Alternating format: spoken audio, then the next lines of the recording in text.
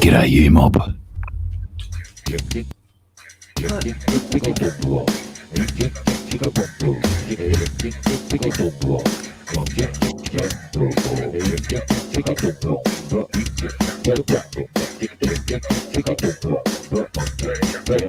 Who's ready?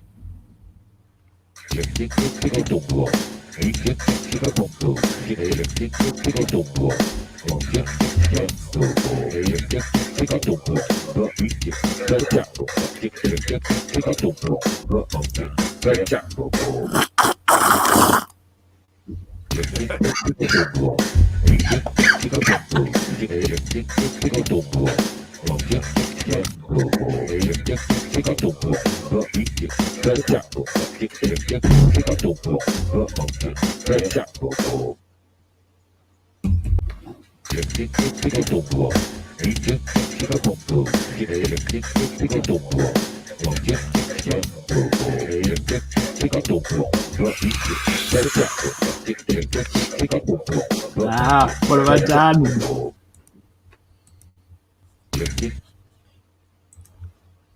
G'day, you mob. That was a little bit of fun, wasn't it? Still adjusting. How's it going? Welcome aboard. Welcome aboard even. How's everyone been? Good to see you all here. Those super attentive humans will notice that I have mistakenly misnumbered this stream. I've doubled up on 41. Apparently 41 was last week. And this should be 42. I might just click that one for now because that was a bit noisy. So yes, this is actually Have a Beverage with Blacky, number 42, not to be confused with number 41. And we believe it's Art Auction 4, potentially 4.2, if you consider those couple of, impromptu, not real auctions that we did as well. So run through a few quick g'days. Alien World Aquatics, first in the chat today. Big bucket of kudos out to you, my friend. Bendigo Balaclava was also early on in the chat. Whoops, I got a big bucket of kudos out to you. It was an interesting little message that got removed by a moderator who believed it to be unsatisfactory for everyone's consumption. And I trust my moderators. Dan Slee, how are you, Dan? Dragon Lair, Moonstone, and Peplin.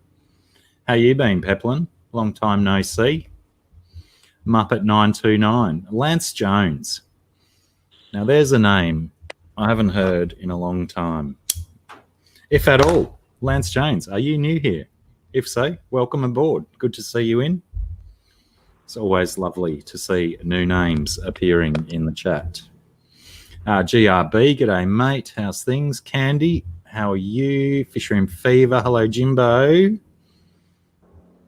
Moonstone, I said hi to you. Derek, 44 Mag Guy. Pardon me, for everyone in the know, Derek will be our auctioneer tonight, auctioneer extraordinaire. He knows all the rules, he knows what to do. So, pay attention to what Derek says. When it comes to auctioning, he is the man. Behave yourselves, because I believe he's also got moderator status, and won't tolerate any stuffing around on silly bids and whatnot.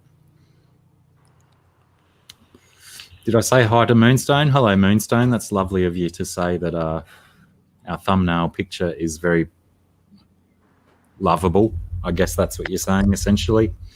Good old Joshua Michael. For those that don't know, that's the beast himself. Chewy, how are you? Sandy Doty, how are you? Hello and welcome. Anthony's Fishy Friends. G'day, Anthony. Welcome aboard. Good to see you here as usual. Scott's Aquatics. G'day, Scotty. Jill, Green Terra Keeper, how do you do? Zen Ginger, g'day, Zinga. Who have I missed? Big D, g'day, Big D. Punchy Paints, Pamela's Painted Pants. That's not what I normally say, is it? Punchy Pants. Anyway, we'll mix it up for you, Pam, so you don't get bored with my shitty nicknames.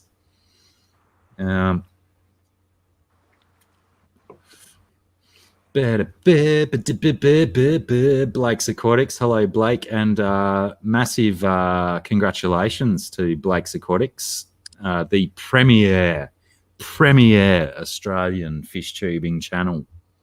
1,500 subscribers, no less than 24 hours ago. Well done, Blake. Well deserved as well. You put in the effort, mate. You deserve the kudos. You deserve more than the kudos. You deserve actual reward for the efforts you put in. So, yeah, 2 thumbs up for you, buddy. Who else have I missed? Joel G. Kia ora. That didn't come out very well as well. I got all this saliva in the back of my neck. Apparently, to speak Maori, you need less saliva in the back of your throat. C23, g'day. My chat keeps on jumping as soon as I start scrolling. I really got to send a sternly worded email to those StreamYard people. Danny Ken, how are you, Kenny? Shocked and surprised, Blake. My chat has sent me to the bottom. If I have missed anyone, I deeply apologise, but I must get on to introducing Scungeprincess. Scungeprincess is here as well, and sound effects being provided by another human being backstage. There they are again. How's your week been, love? Anything exciting happen in the last 2 days for you? Yeah. Yeah? Well, I don't know. Well, I mean... I got a little bit older yesterday. Yesterday, Sarah's age increased by 24 hours. Ginger Graves is here. Hello, Ginger Graves. And D down the wormhole. I nearly called you Dia. I mean, I did, but I didn't mean to. Sarah's birthday yesterday. She turned 26. Plus 11. So yes, we had we didn't really have the best day, did we? Because we didn't get everything done that we wanted to. Didn't do any music playing, didn't do any nude modelling for my artist lady. That was one of my birthday presents that we didn't get around to. Sombra is in here as well. Happy B-Day, Chicky. How are you, Toddy? Sombra sent me a lovely box full of goodies last week. 8 heaters and 4 little circulation pumps. Much appreciated, Toddo. It was a pleasant, if not lovely, surprise to receive a large box of goodies in the post. Well, Joel G brings up an interesting point that the bids will go crazy for the painting of me posing nude. Last week we did show Sarah's first effort at a picture of my modelling. And I flatly refuse to sell the original, but we will definitely be aiming to get that one scanned into the computery to run some prints off of that one. G'day, Galar. Welcome aboard. Moonstone doesn't miss a trick.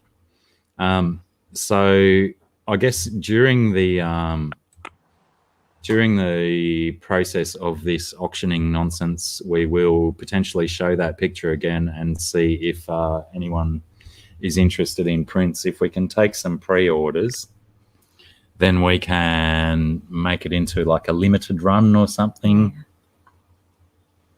a limited edition of that print, and you know, get your hands on some awesome original, well, not really original, but original as in the first making of that kind of picture.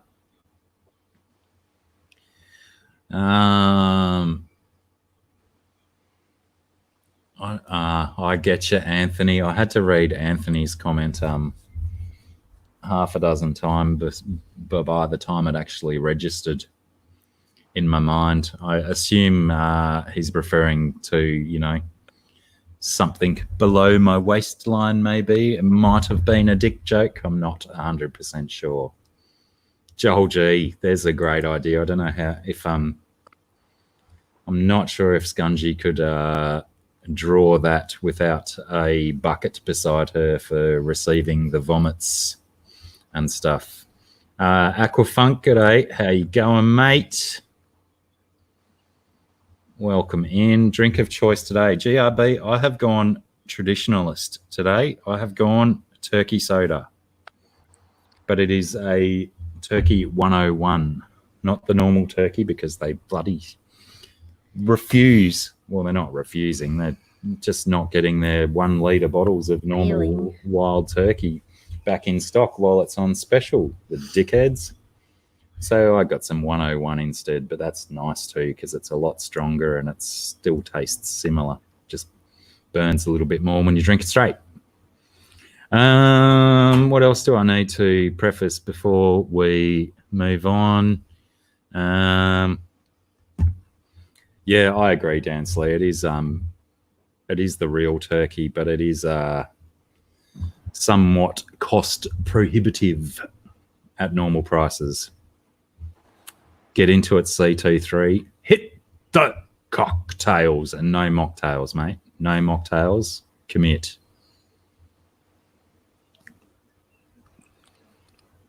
No worries, Jill. And like we said, we will be discussing prints, and not only prints of the picture of me. We've got some other prints as well that we might I don't know. Will we auction prints, or will we just like? I don't think so. We might just say prints are worth a certain amount and add them to sales and whatnot.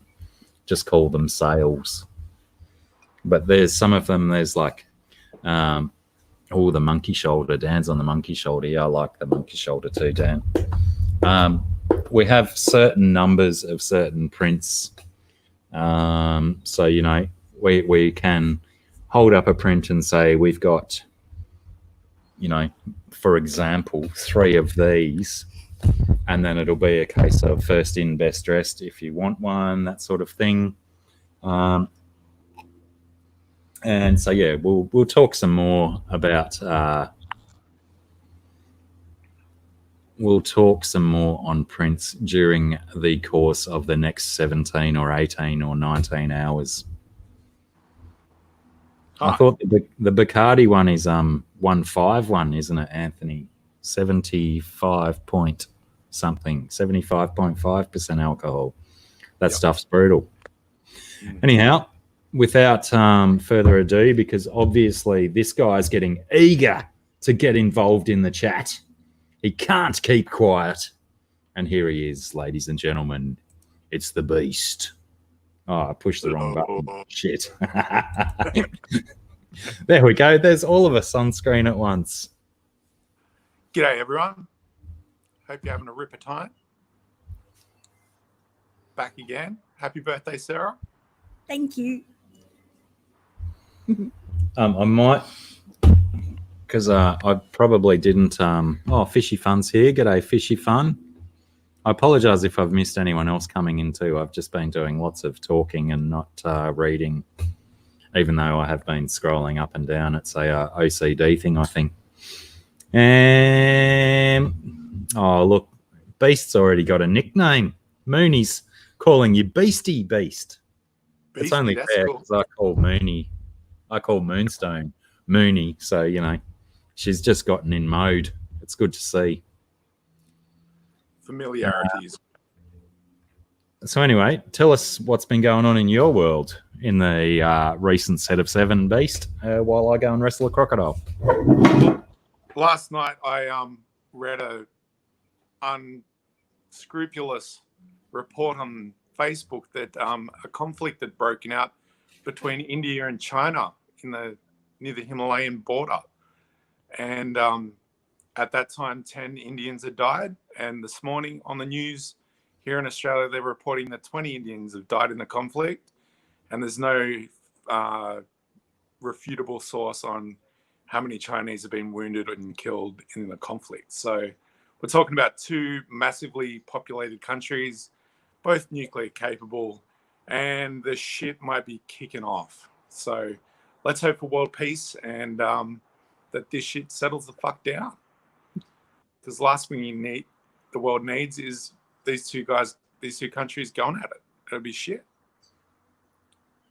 So yeah, that's been my last 24 hours is finding out about that, and yeah, I'm a bit disturbed by it, but you know, I can only hope for the best.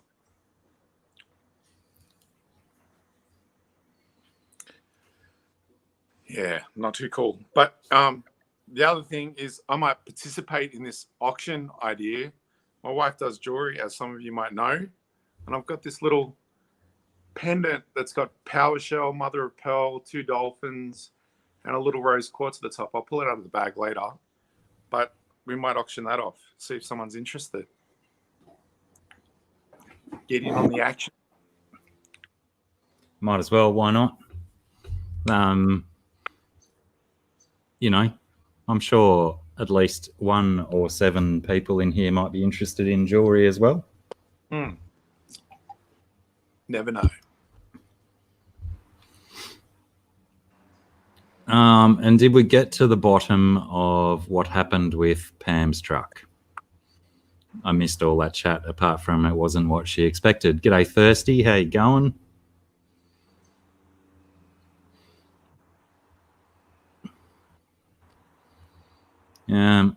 Sorry, trying to catch up on the chat there a bit. Stuff going on all around the world, eh? I shouldn't read the chat. Oh, well done, Candy. Candy, queen of the links. Cheers, has, Candy.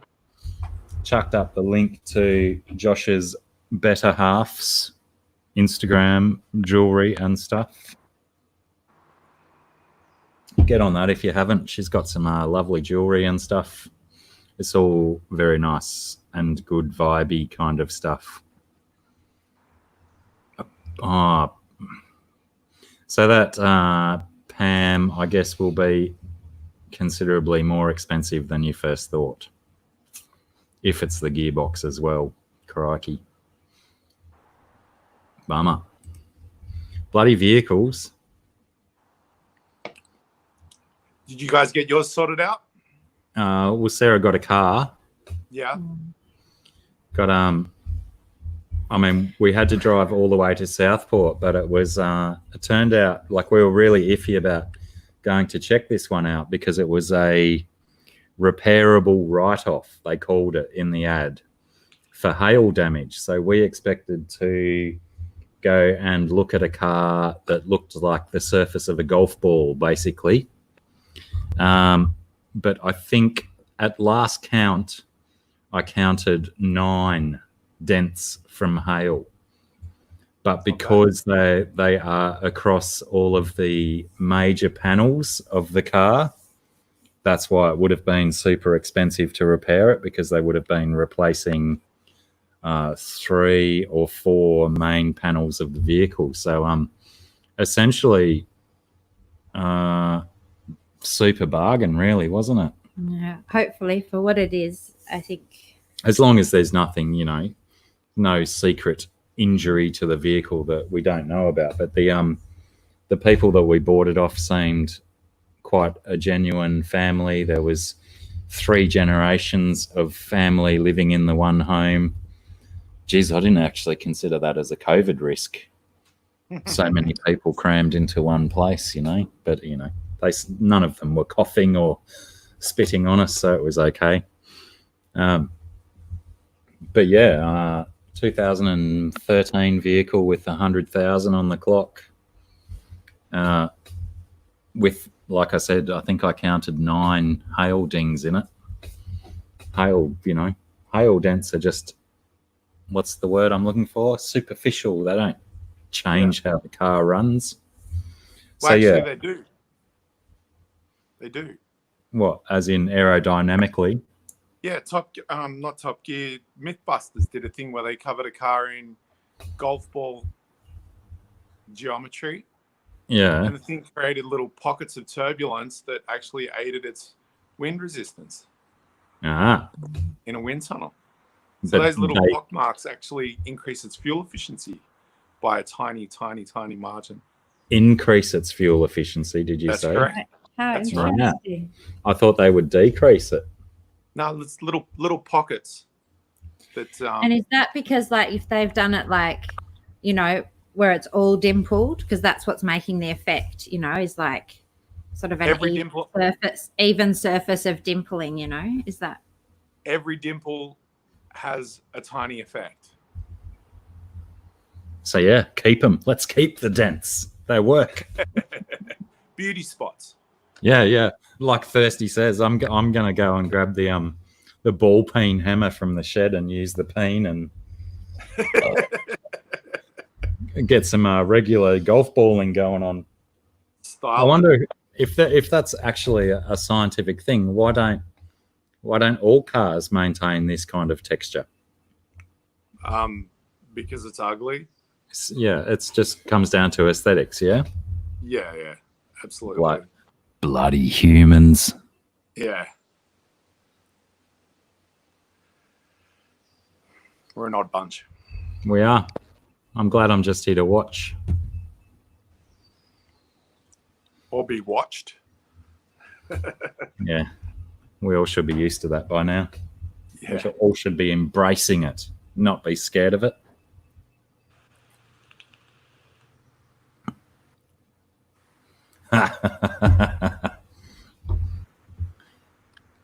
I'd buy that car, GRB.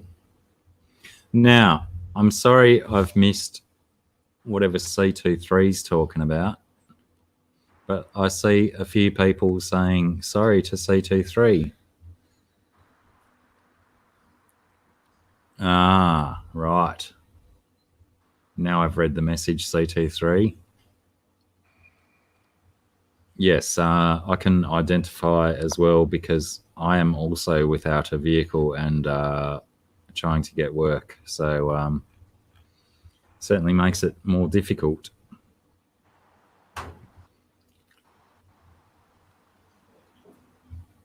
Yeah, well, D brings up an interesting point that's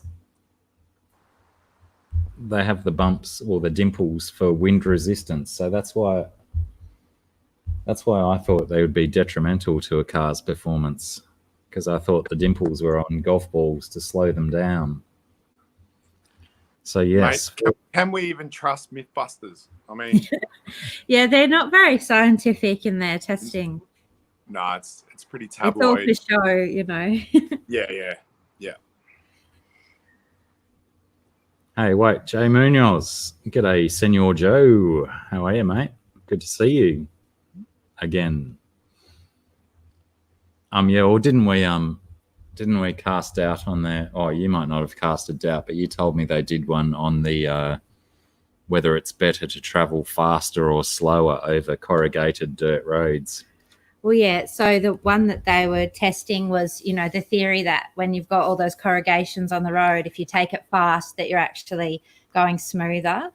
And they basically said that it's more you feel like it's smoother, but the actual bumping that's happening in the car is still more severe. They did say that potentially, if the corrugations are absolutely even and perfect, there is potentially like a sweet spot. But as soon as there's any unevenness in the corrugation, then you're still shaking the car much more severely by going quickly. you just don't perceive it. You're Yep. not picking up on it. Poor car, rattled to pieces. Yeah. But they've still got a good TV show, and Yeah. well, I mean, they had, and they Yeah. got lots of viewers. So obviously, whatever they were doing, it still worked. It was fun. Ratings It was wise. fun to watch because they blow things up. And now that dude's got his YouTube channel that's blowing up with his 1-day builds or whatever it's called, and they those videos go off. He does some crazy stuff. All right. Well, Beast has shown his potential auction item. Shall we do the traditional quick run through of the artwork that we're offering up this day? If you like. Well, the other thing is, so I may have gone overboard, but I've got these two guys. There's 2 new pictures today that were just created within the last 3 hours. And I've got this guy, which this one particularly though is Ed's not here I have not seen Ed yet. because I kind of feel like I can't put it up for auction because it's the one he was asking. He keeps asking if we're gonna put it up, and I keep leaving it behind. Well, while we think about it, let me just find Ed in here. Let me take a picture of it and send it to Ed, because it would be kind of remiss of us to... Oh, that's my face in my camera. It would be remiss of us to, because we know how much he likes that one, it would be remiss of us to sell that to someone else without giving him an opportunity. I specifically tried to remember to bring it because of him requesting it Right. to come to, because it wasn't going to go on auctions, but I brought it for that reason. Well, I've sent a picture to him, so let's just let's wait and see if he's seen it. He's here. He's existing. He's alive. So I've got these, and then these ones. Well, potentially, while I maybe initiate dialogue here with the Redbeard, maybe you could run through the display of these guys. Okay.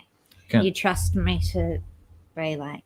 Yeah, I will. Yeah, I will solo Sarah on cam. You will still be audible, Joshua. So, no, don't say too many Hail Satans. Hi.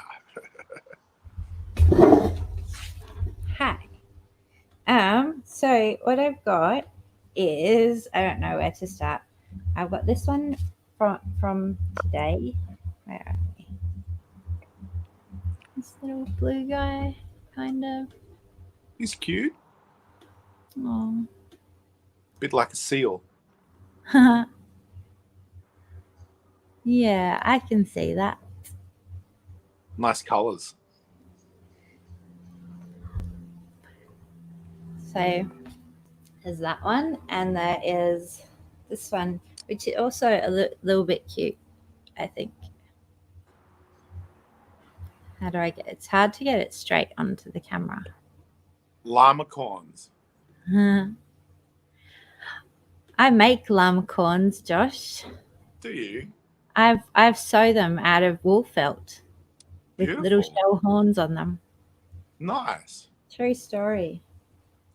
And I mentioned you do dolls as well. I haven't seen those yet. Yeah, I do. I haven't done any for a little while. It's been really busy for me with my kids home with all of the quarantining. So I haven't been making much stuff. But yeah, I do. I make some creepy dolls. Okay. Creepy dolls.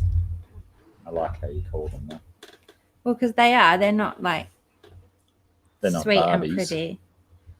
I have this one. It's a little bit rude, if you don't mind. I love that one. It's choice. Well, I got to try and get him in right.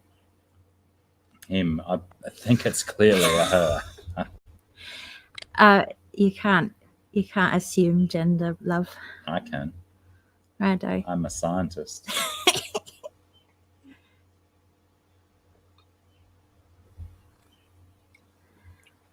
So there's those ones.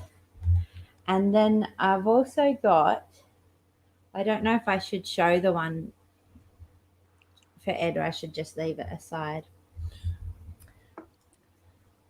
Well, Ed said he's got family in town, and they're here for a limited amount of time. So he's focused on family time at the moment, which I'm sure everyone can appreciate, and we can appreciate that as well. And I think if this is what we've got to auction, then that's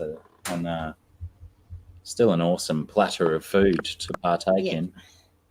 So I've got a couple of these ones that I've pulled out because I was saving them, but of course I haven't been able to do much getting out and about and selling and stuff. So this guy.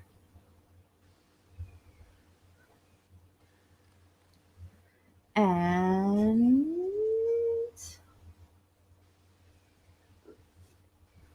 this one.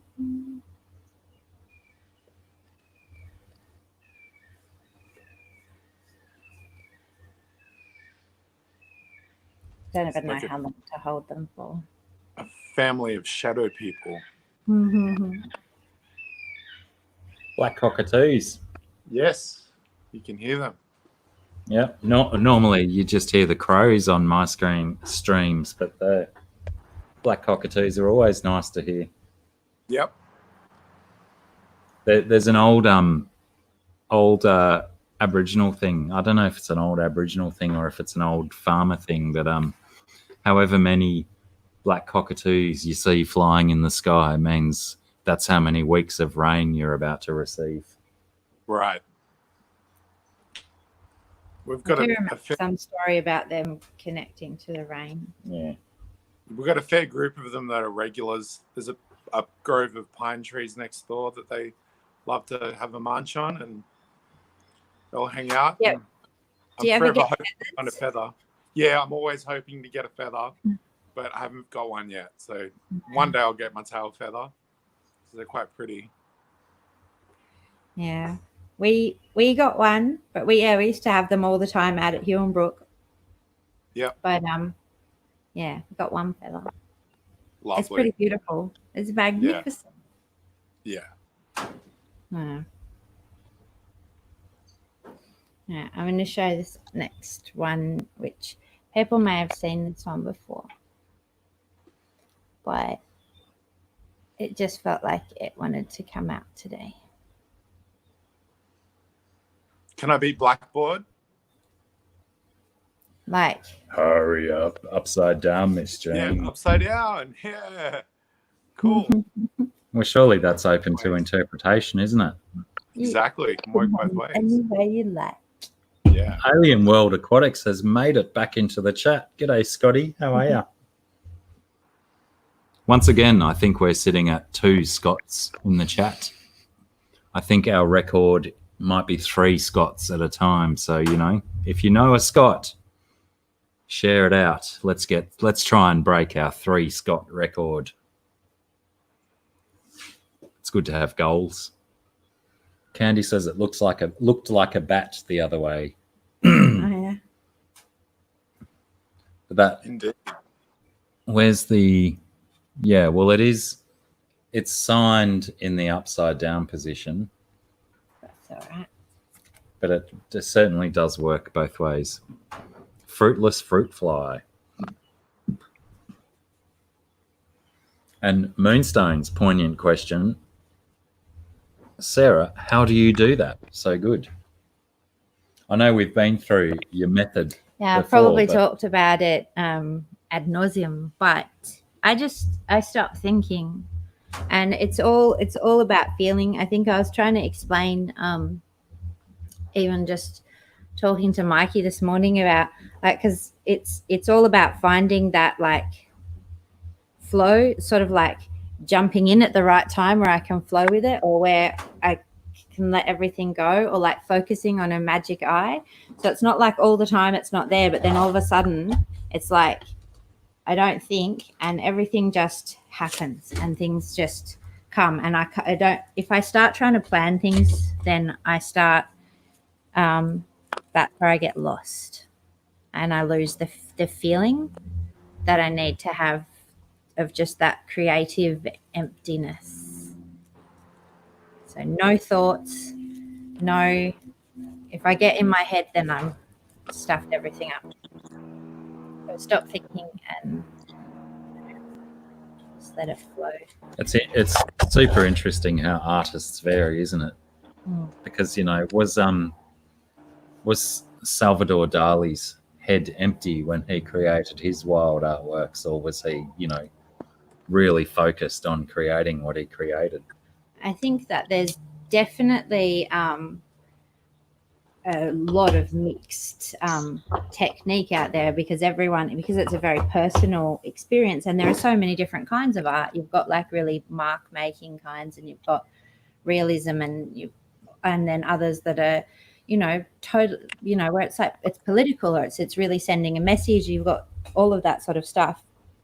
So there is that, but I think that silencing the inner critic is probably essential across the board and difficult. It's really hard, I think, for people to do. But I think that lots of artists, even with varying techniques, they're going to, you know, understand or connect with that kind of silence to a degree of, you know, stopping judging and or worrying or doing, you know, too much stuff like that and just feeling. Yeah, it makes sense. Art should be about feeling. And at least that's also from people I know who I've spoken to and stuff. So Nice pun there, Beast. Nice pun in the chat. Some relief. Yeah, Sarah, I used to do a bit of automatic drawing too, where I'd get some black paint and just go with the feeling and do some scribbles, and then come back to get a photocopy of that black paint because I like to preserve the source code, and then find goblin faces or a bear's face. And it was just amazing how much beautiful proportion you can find in the chaos. It's like looking at clouds. And absolutely, and it's like that. Oh, what's it called now? I can't think of the name of it. Because like we see, is it pareidolia? Yeah, pareidolia, faces. And we kind of have that, and we have that kind of innate like language in ourselves where we connect, and when we aren't planning it, where we are like, you know, I think that form and that energy comes through us naturally because it's part of our inner code of being as well, you know.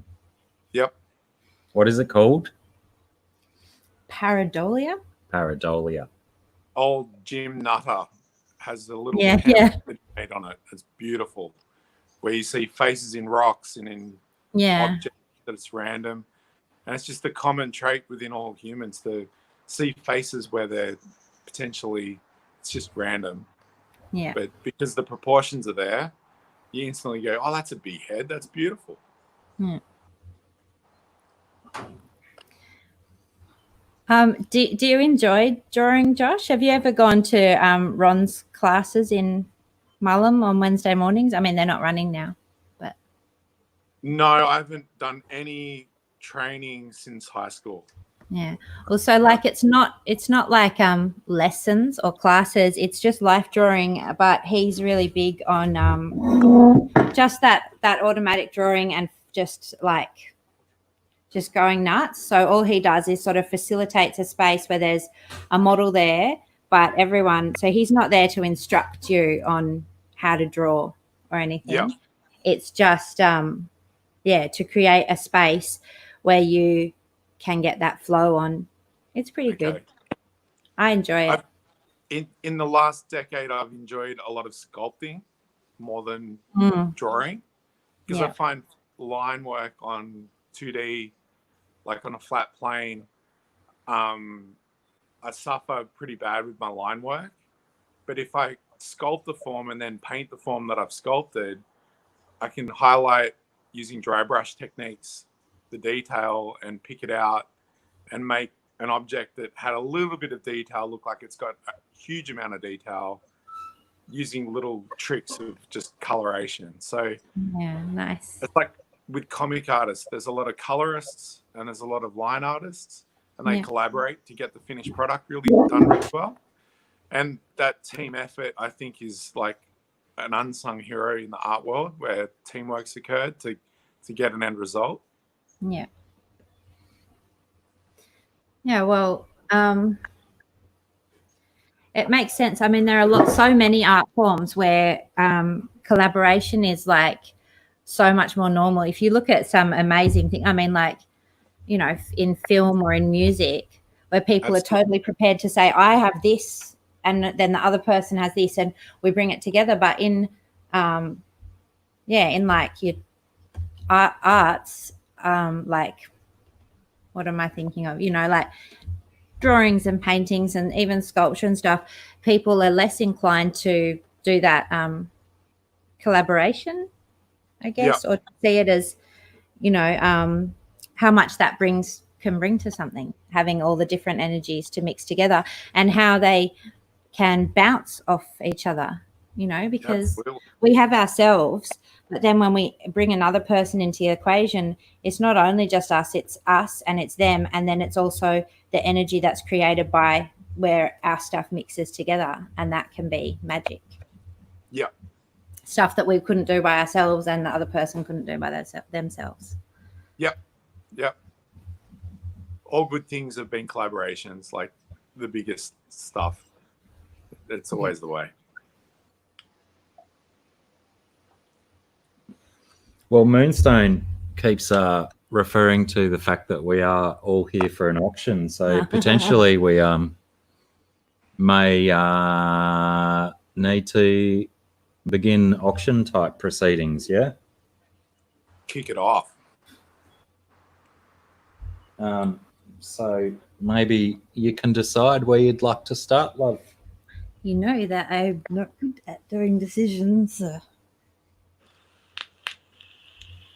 I want you to do decisions. Is there any requests? Oh, g'day, Bob. How are you, mate?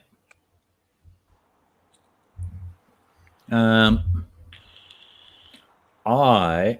think we should start with the Scully, Cloudy, Family, Clanny one for some reason.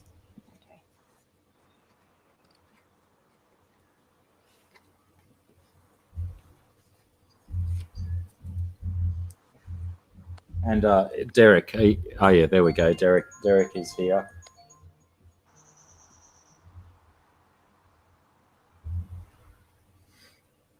Did you just turn it down? Yeah. Alrighty. It's just the electricity company asking me for money. Huh. Don't be like that, Dragon Lair. All right. Yeah, no, just confirming, Derek, that you're all good to kick off, bro. And Sarah is about to present the first lot for this day. You can even, you can cover us all up and go as close as you like. Problem is, if I go too close, I can't see. Well, you can cover my face up so you can, if you come to your left a little bit more. That doesn't help. That just shows more of me, but not gives me more vision. Right. It's those guys.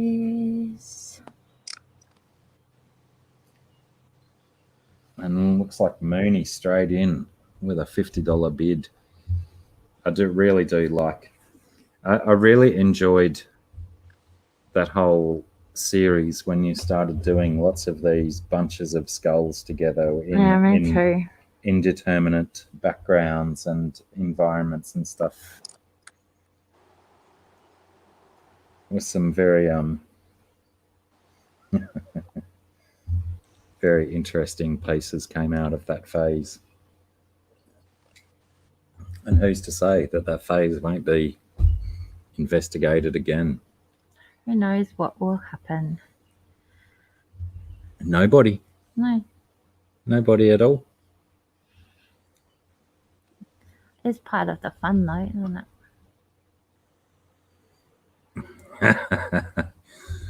Not 100% sure if Ginger Graves is being offensive or just nice with that comment. I'm pretty sure, based on previous conversations regarding that statement, that it is a gentle dig.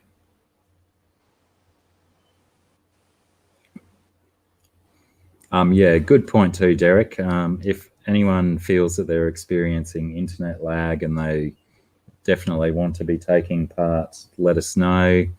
Again, I didn't quite necessarily go through the rules. Bids will be in US dollars. Please include a $ with a bid. We do allow a certain amount of time between going once, going twice, etc. Yeah, indeed, Ginger Graves. Yeah. Just to allow for that whole internet factor that some people might take 30 to 60 seconds to be able to pop a bid up, etc. What else are our rules? I think, what have we determined? 18. I think it's 18 US dollars for the postage. Right. So yes, whatever you win a piece at, tack on $18 on top for the shipping. Any other of the rules I'm forgetting? Maybe Derek or Sarah might remind me of. Derek also, I may have referred to it earlier. Derek has the power to silence people if they're stuffing around, etc. So we've had issues in the past with joke bidding and stuff. It's unfortunate too that one of the people that was involved in that originally, I haven't seen him since, and I used to really enjoy conversing with that particular individual. Some people will know who I'm talking about.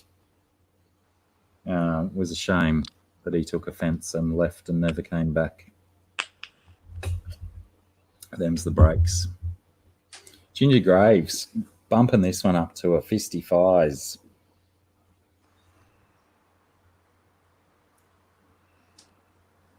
Yeah, Candy, exactly. He was. And I don't know if anyone else has seen him anywhere since. But I've granted I don't visit as many streams and whatnot as I used to, but I used to see him all around the place. And yeah, haven't seen that particular human for a long time. That's your way. All right, no, good on you. Good on you for having a go, Candy. But yeah, if you see this particular human that we're talking about, sorry, I didn't insert my comma well enough. If you are the particular human that we're talking about and you see this, you know, get back in contact with us. We miss you. You know, don't hold a grudge. We still enjoyed your presence. We'll see. We'll see. Anyway, did I say hi to Jessie before, or has Jessie just showed up? Hello, Jessie, if I missed you. Oh, no, I think I said hi to Jessie in someone else's stream before, earlier.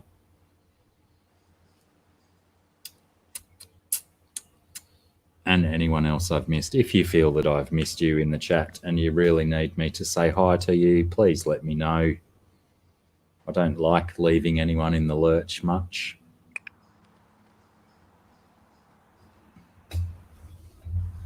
That one is gone. Is that sold? Yeah. Nice. Ginger Graves. I missed it in the chat where it said, there we go. Lucky. We are so lucky we've got Derek. So Derek, you're a legend, Derek. Don't ever forget it. Thank you again for being our auctioneer. And thank you and congratulations, Ginger Graves, for expanding your skull collection of Scungy's artwork. This is the next one you want to offer up? Yeah. You want me to hold it while you continue writing? Oh, you're done writing. I am, but I haven't done nothing. Right. This is the second one up. Now, this is one of the ones that I was mentioning earlier that was just created this morning. In the few hours that we've been back at my house today, this one was drawn, painted, and it's absolutely bloody gorgeous, if I do say so myself. Pardon me. Ginger Graves, are you sure it doesn't have skulls in it? But it's got lovely colour. It's got hair that kind of reminds me of my hair today. All over the shop. A Bob Kaler with a fisty thighs.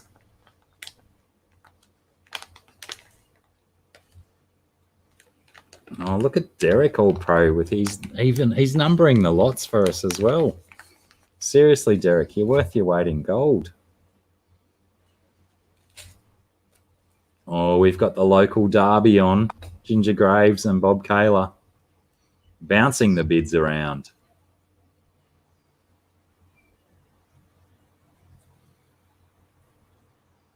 I do apologise that I can't hold it still, but I'm only human.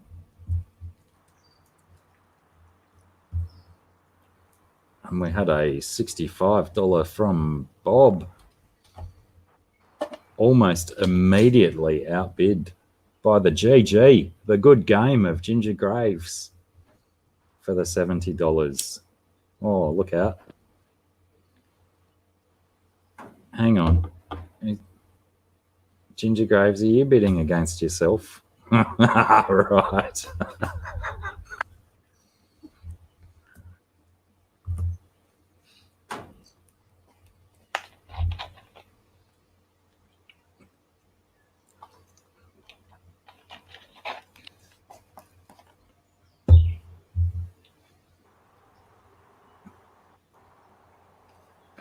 So, you know, Ginger, if you want, you know, you can we're not complete fascists, so because you've bid against yourself at 70, we can just assume that the bid is still at 70. We're not a money-hungry multinational corporation here. We're quite willing to accept the human element of these kind of auctions.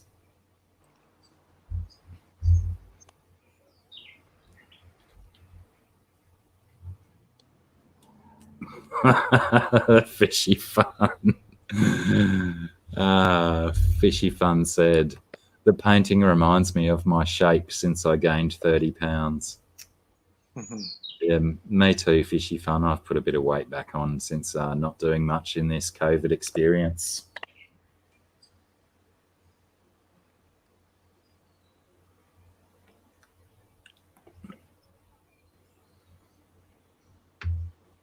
Wait, where are you at, Sandy Doty? Are you Canadian? Have we had this discussion before? We probably had.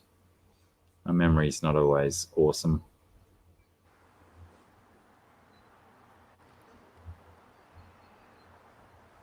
And scrolling, scrolling, scrolling.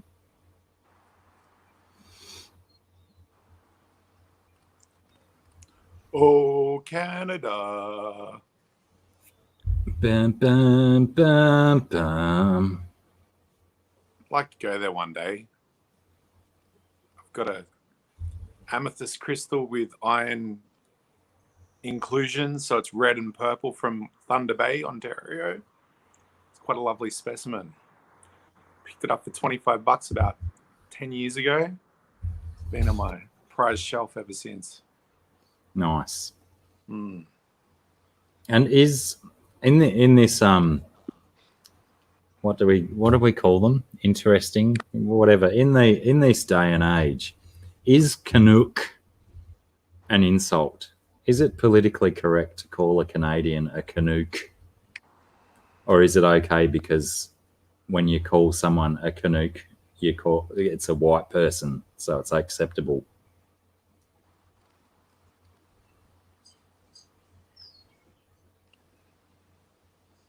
Oh, Ginger Graves. She loves it. Yay.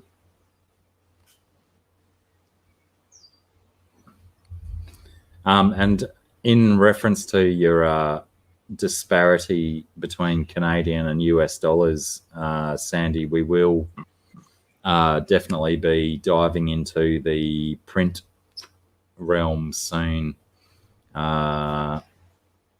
where clearly, they're not just one-offs like the one I'm holding now. There's a few different ones. They might be more affordable, and being that there's a few more of them, a few people can get them. So we'll jump into them soon as well. Canuck is fine. It's not offensive, righto.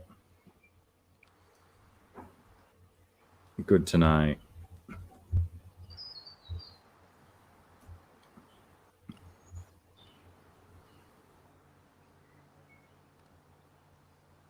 Crikey, did that chat just jump a whole heap? It did. This one sold as well. And I missed it, and you've already written it down and everything. It pays to pay attention. Thank you. Lucky I've got Derek and Sarah here with me too. Yeah, thank you, Candy. Where were you 2 minutes ago?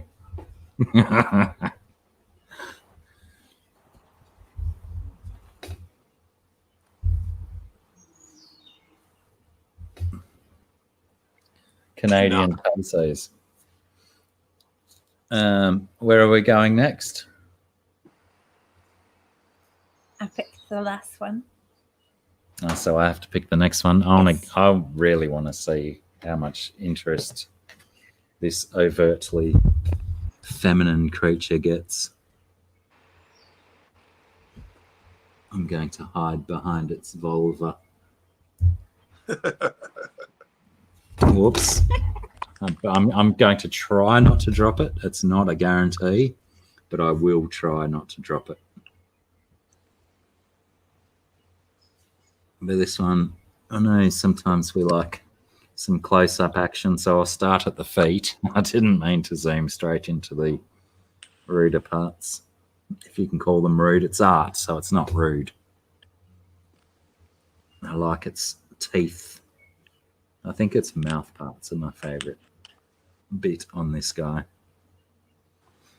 Yeah, I felt that way too, Pam, except I don't have... Oh, my boobs are probably that big, but my vulva doesn't hang down between my thighs that much.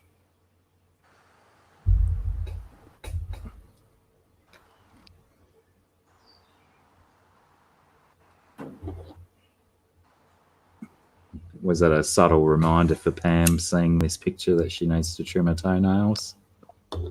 It is the coffee beast. Yeah.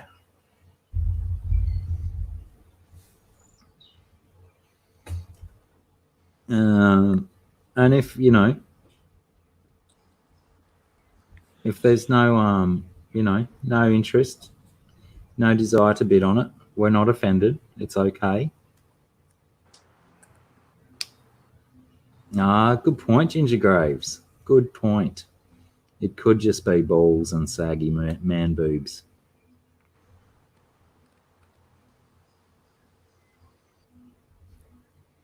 And Pam said this one should be named Pam. We may hold you to that, Pam.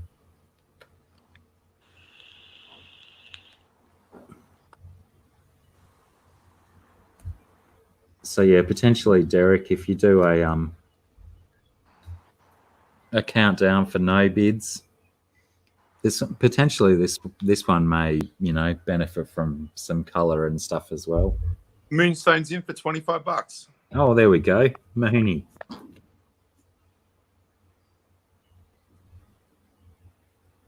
Well, I suppose that's that's better than Nout, and Mooney's got some stuff already, so postage will definitely be saved money on.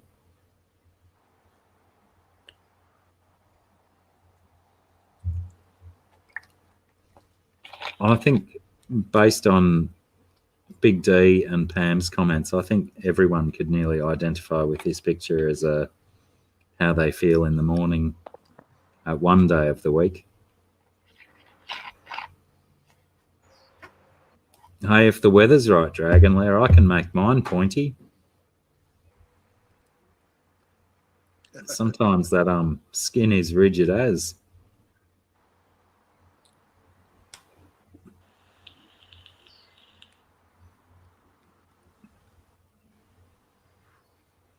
"4 a.m. Oh, that sounds like a really brutal time for an alarm to go off. I used to do a job that started at 3 a.m. So when my alarm went off at 2 a.m., oh, that was definitely me. I probably didn't have my mouth open as much, and my vulva probably was even closer to my knees. I used to do 5 a.m. starts for guild meetings for World of Warcraft every week. That was wild.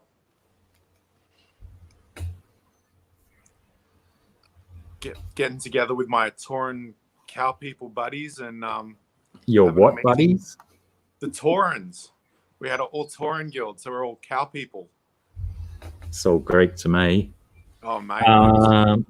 Congratulations, Moonstone, and thank you. Another one to you. You're gonna have an awesome package arriving to you in the post sometime soon. Now, do we... Well, I mean, we've got... What have we got? 3 pictures to go. One with a little bit of... I just aerated, or whatever you call that. Aspirated. No, aspirated's when you breathe in.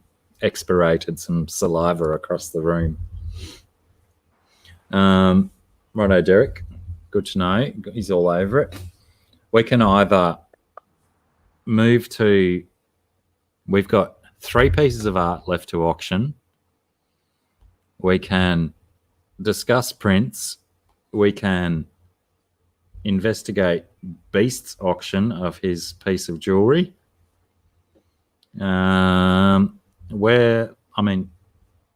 This is a crowd-funded exercise. Where would you like us to go? Would anyone be interested in bidding on jewelry, talking about prints, or doing more artwork?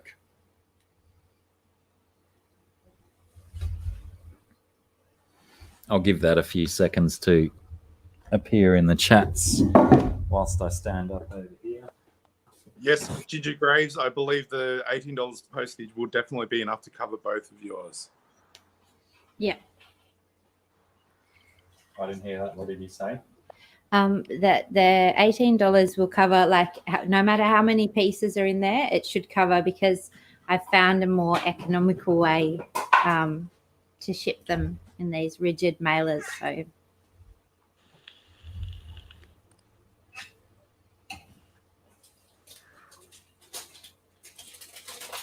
that's good.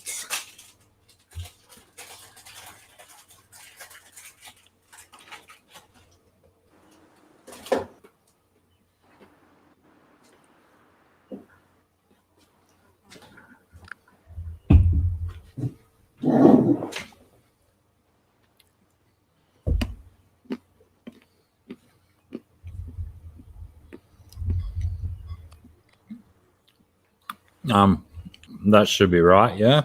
Yeah, that's what we were just talking about. Right.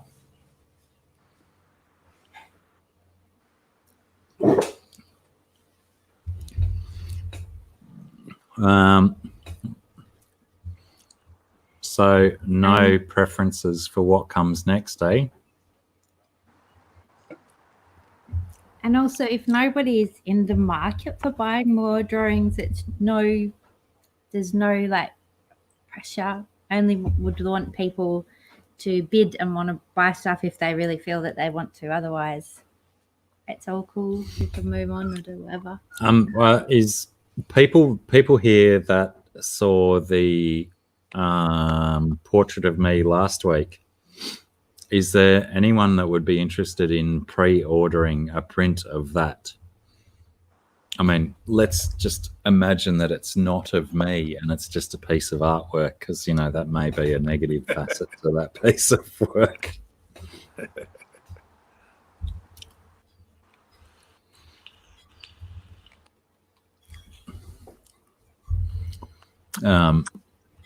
Good idea. And we can also potentially go through some of the other prints that we have. Good idea, Sandy. I wasn't fishing for that, but I'm glad that I caught it as such.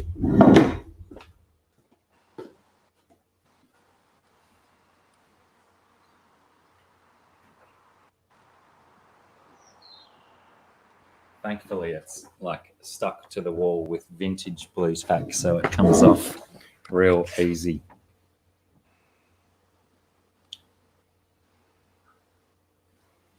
And yeah, what you said, that he's not really flipping the bird. He was holding a remote control. Yes. But I think even if you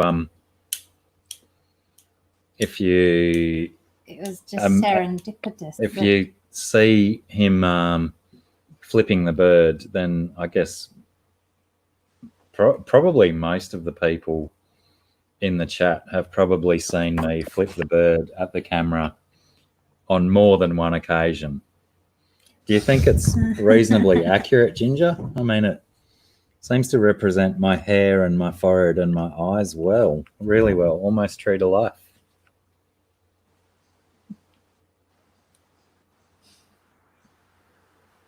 Sand Creek Aquatics 2. Is that you, Amy? If so, welcome aboard. I hope you're doing okay. Hang on. Those angles are really hard, backwards and upside down. Mm-hmm.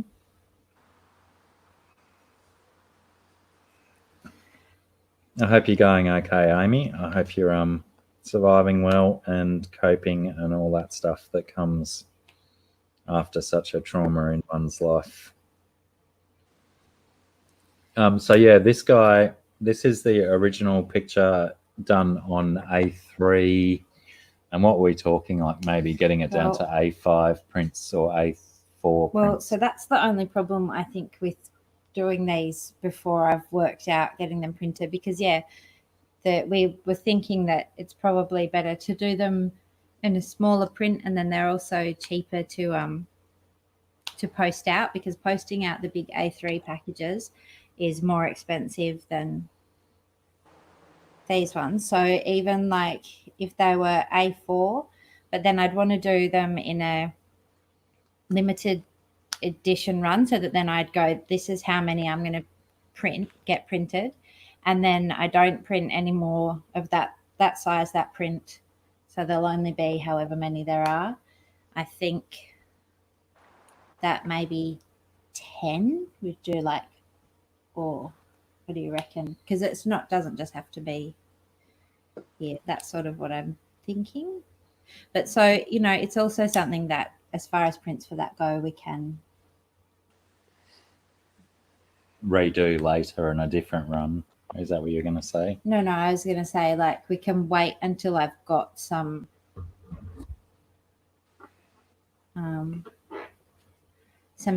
pieces printed, so that people can actually see and what they look like on a smaller. I mean, I can get them printed on this size. I would like to see prints of that guy on a slightly smaller scale, I think.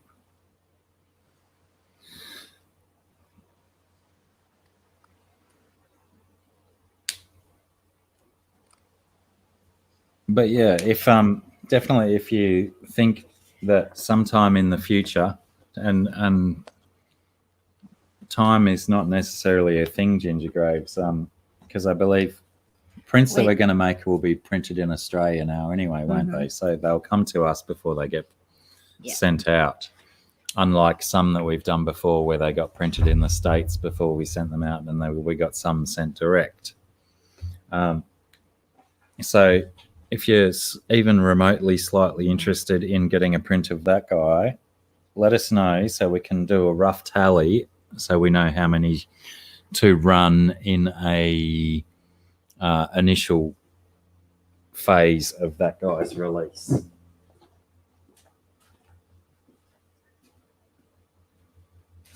I think I said that right.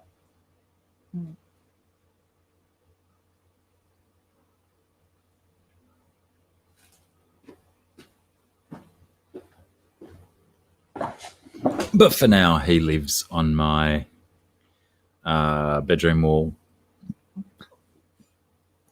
So you could. Are you doing like a I was a running tally here,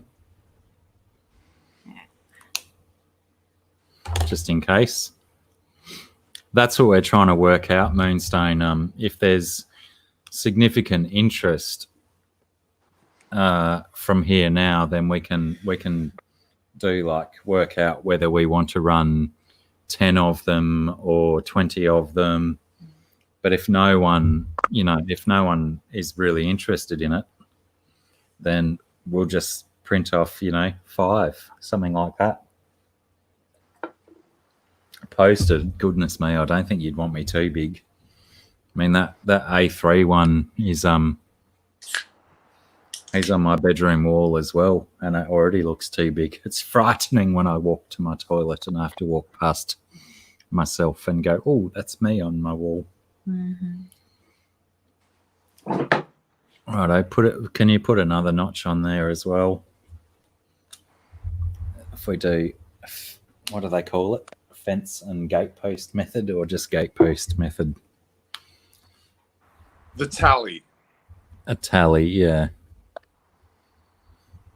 I think, but that's another questionable.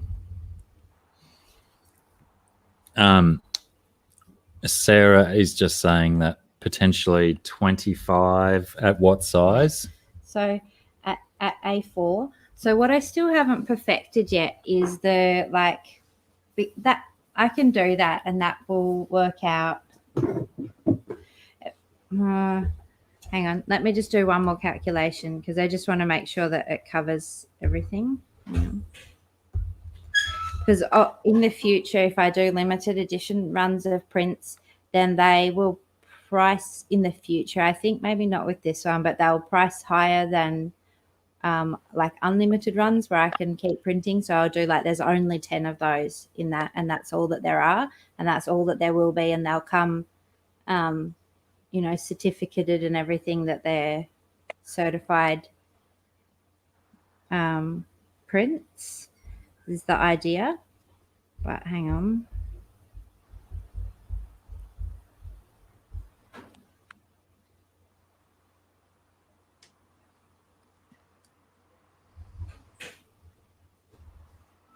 But yeah. Limited edition. Certified and numbered.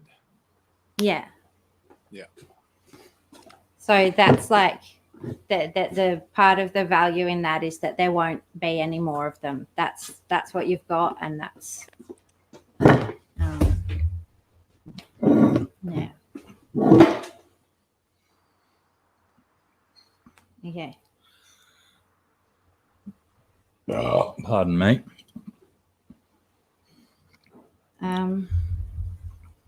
So I'm not sure, Fishy Fun 57, if what Sarah was just saying answered your question.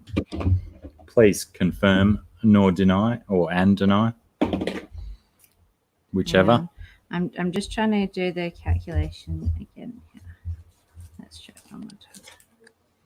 Now, was this the one that was? Okay. That original was sold and then refunded, yes? Yes. That's the one, right? Yes. This one is, it's hard to see in the plastic, but that's been done as a print as well.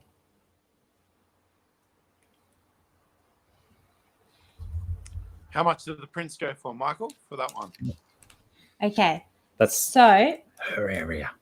Yeah. Should have probably thought about calculating all of this before we came here.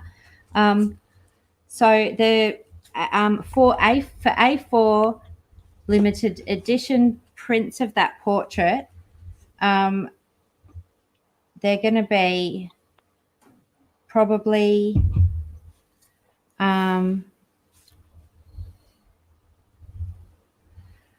like it's 25 to 30, but I think maybe 30 because then I have like a profit because I have to get them individually printed as well and get the packaging and stuff for them. But yeah, so probably $30 for a A4 Blacky portrait limited edition print. Oh, it sounds fancy when you say it like that. No. And yeah, well, I am particularly interested in this one because I know it was an awesome picture, and we have, what have we got? 3 prints of this, plus the original still available. Just teasing. Righto. Good to know, Ginger.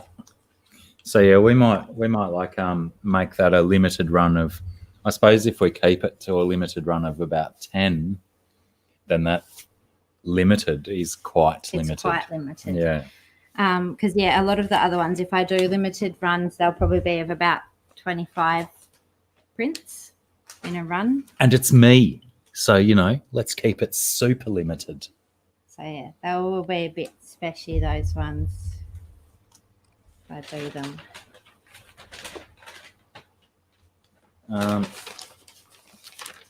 How many have I got of this guy? 5. I'm not sure. I can't remember. The man with the cat in his beard. I think there's 5. Yeah. What would you sell these for?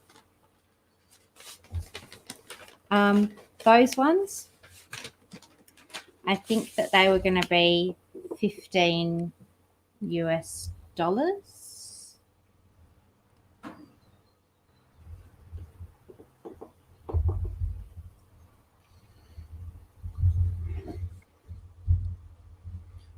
There's 5 of these available.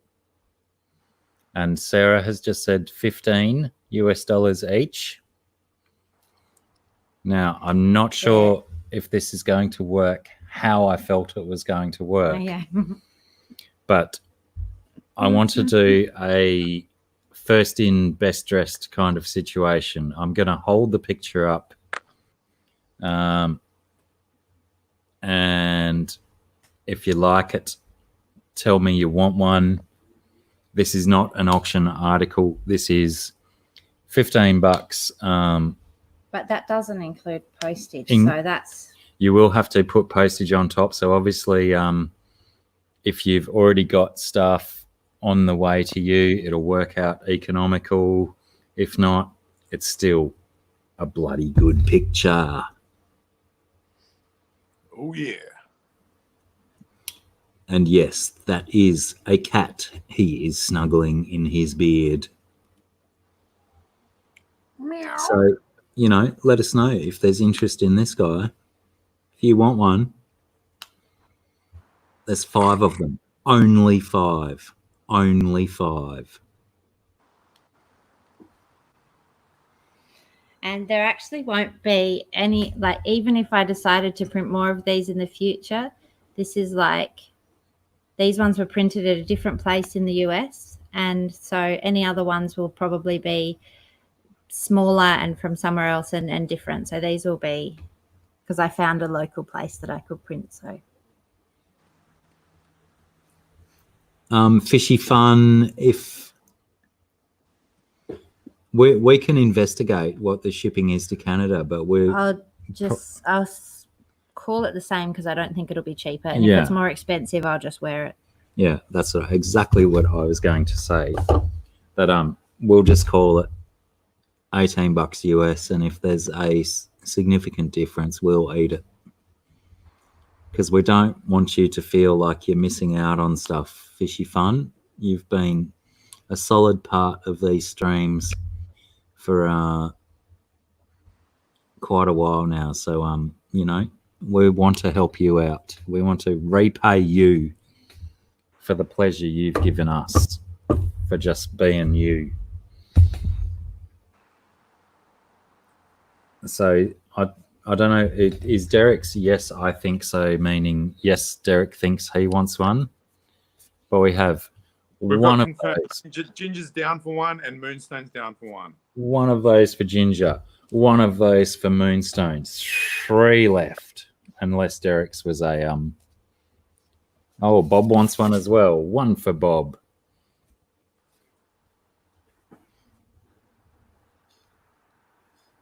Yeah, like I just said, D, we don't care. We'll if the difference is like massive, then sure it'd be a concern. But if it's only a few bucks, then we'll wear it. We'll wear it. Because we haven't investigated it yet, for ease, we just go with it. It's so much simpler just to say, done. We'll do it.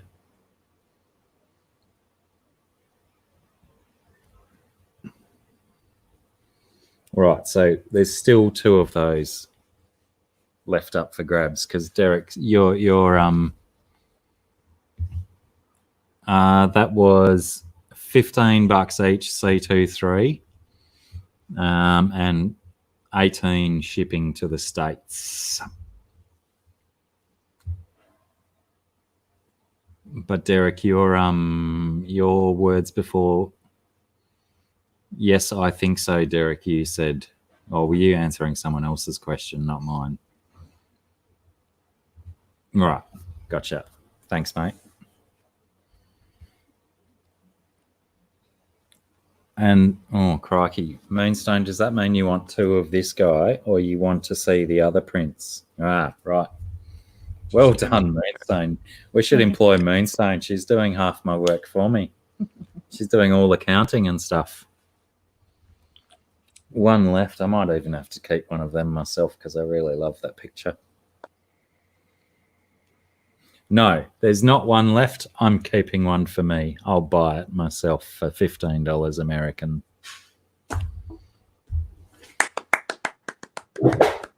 Can we have the paper bag back to keep them safe, please? Sure can. Now,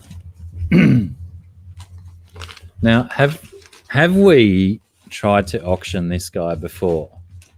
I don't think so, but All right. What lot are we up to, Derek? Are we back to lot 4? I think we are. This is lot 4, isn't it? Let's do another art auction since that got very time consuming and whatnot to do that. Is that acceptable, everyone, to do lot 4? Yep. And we have to get close to there, do we? No. Oh, you've got to remember to take Mm-hmm. one off the other two as well. Yeah, I know about that. Good. She's all over it, ladies and gentlemen. Blue tack, but I will deal with that after. You will also deal with the holding if you can pass me. Thank you. Thank you, Derek. Derek, Chief Auctioneer. Lot 4 is up for bid. Can he come a little bit more central? Oh. Sorry, I can't see it. Well, I just saw the limb. You've lent on the mouse there, love. No, that doesn't obscure. Yeah, I saw this at the edge of the screen and forgot that he doesn't actually have a right arm, does it?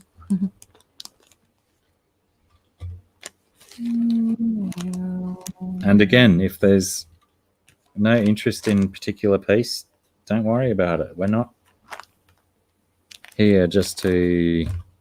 We want to provide stuff for people that they want. So if it doesn't take your fancy, we're not offended. We got a bid at 25. Kayla's Aquatics. Good Nice start. one, Bob. Yeah, that's... GRB raises my point why I thought his arm was off screen, but there was no arm to be off screen.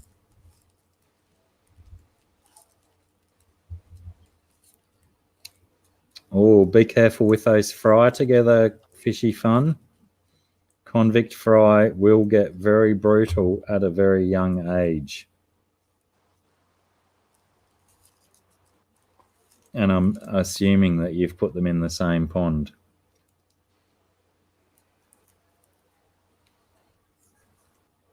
Moonstone's going 26. Oh, I like a competitive auction. Makes it sporting, doesn't it?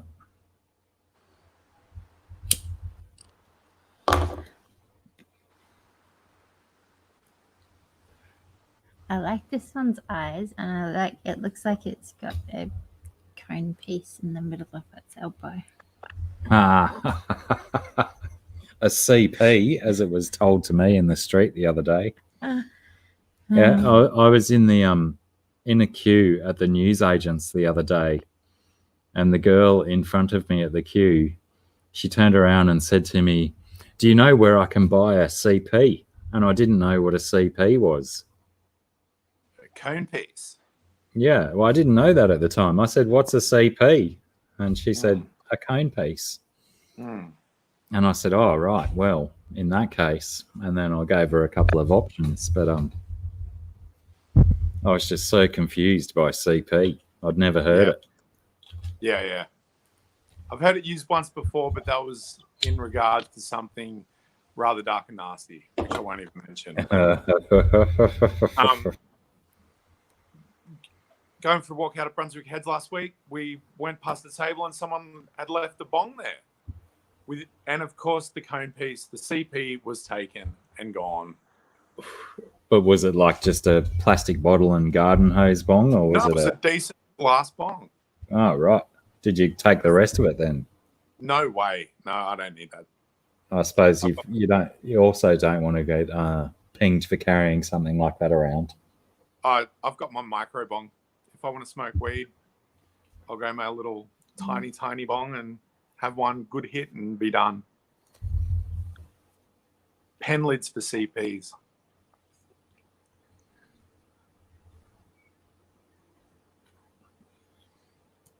What does Thirsty Rabbit want one of? A CP? Or the previous picture?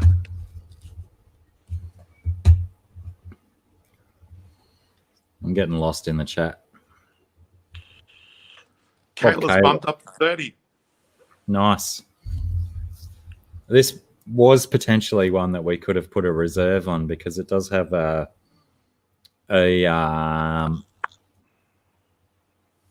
reasonable level of emotional attachment to Sarah, but we'll work something out. Well, Moonstone's jumped up to 50.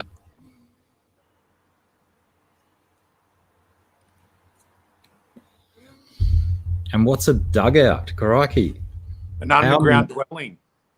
Yeah, well, I thought it was more of it might have been a smoking reference or something. Oh, you can make a pipe, an earth pipe. I've seen someone do that before. It's like making an apple pipe, but you do it in the earth and smoke through a hole in the ground. Interesting. Pretty weird, but yeah, it's doable.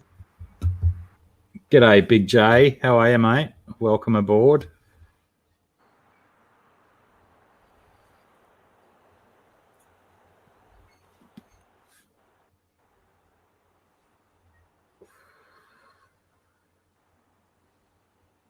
Righto.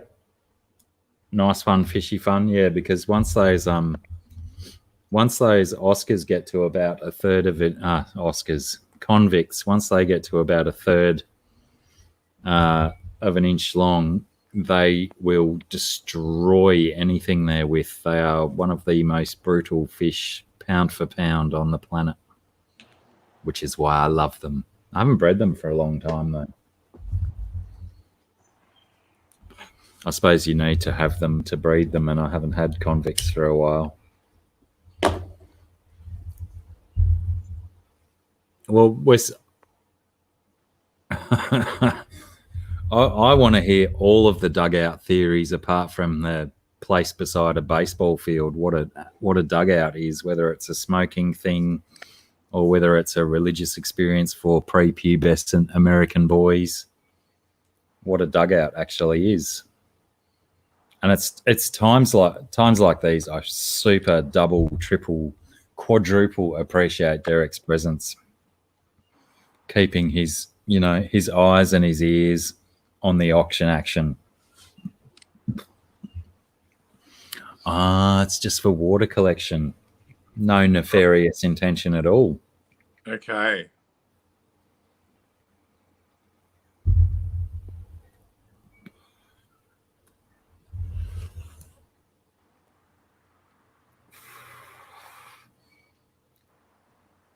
So thirsty, you were referring to the old man with the cat in his beard.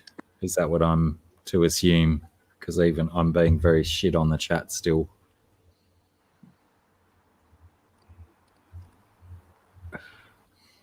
Lucky I saved one.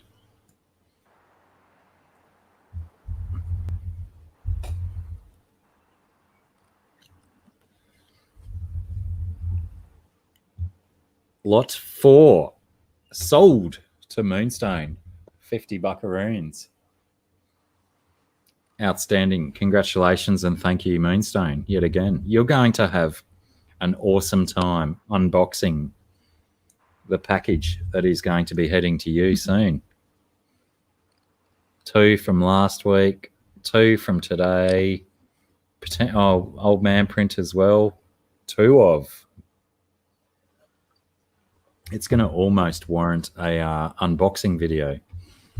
No, you're good, Thirsty. I can get another one of it anytime I like. I think. Maybe. And it would make me happy. There was only one thing last week, Ginger, and it was completely it was almost accidental, wasn't it? We just happened, I tripped over and I fell into an auction almost. That sort of thing. I walked into an auction door and I got a black eye. Sorry if that offends anyone by me saying that. But, if you've watched my live streams before, you know what I'm like.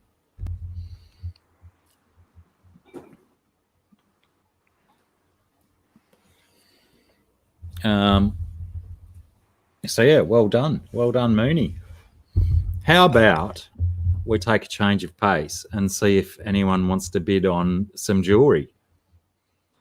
How do you feel about that, Beast? Yeah, you ready, sure. Ready to have a crack at auctioning off your jewellery piece? Yeah, for sure. Let me change the camera from us to you. And you can take it away. Hello, everyone. What we've got here today is a piece of weight.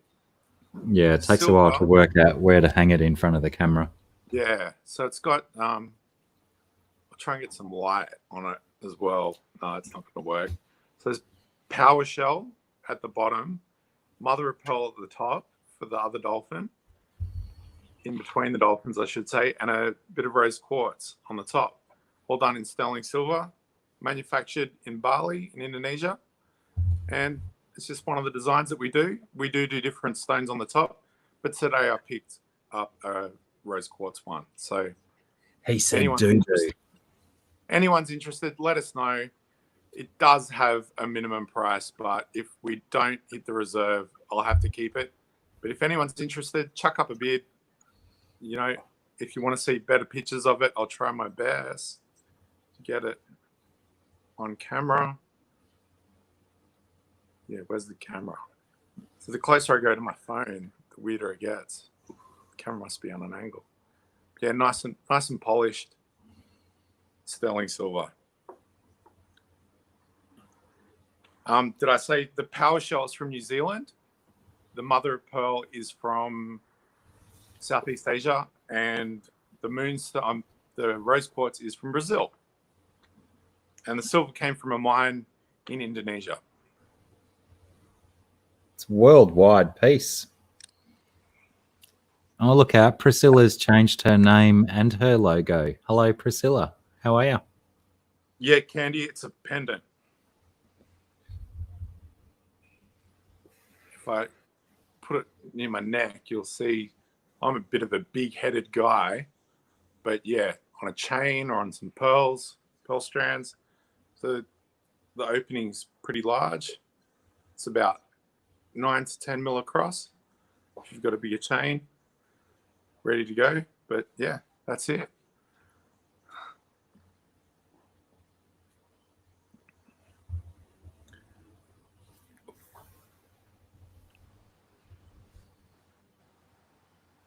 I've got another phone with the chat down there, so that's why I looked down. Yeah, PowerShell Chevy from New Zealand, sustainably harvested, all legal.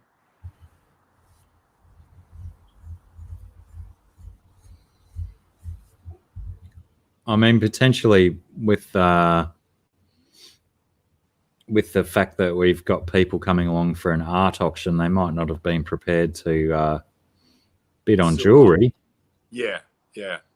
I thought I'd pick something oceanic or at least water-based as a item to show off, but never. It's all good. It's worth a shot. See if anyone liked it and interested.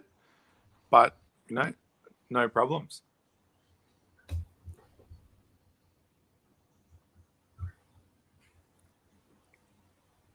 Are you reading the chat? Priscilla says, "What's the reserve?" What's the reserve? $70 US.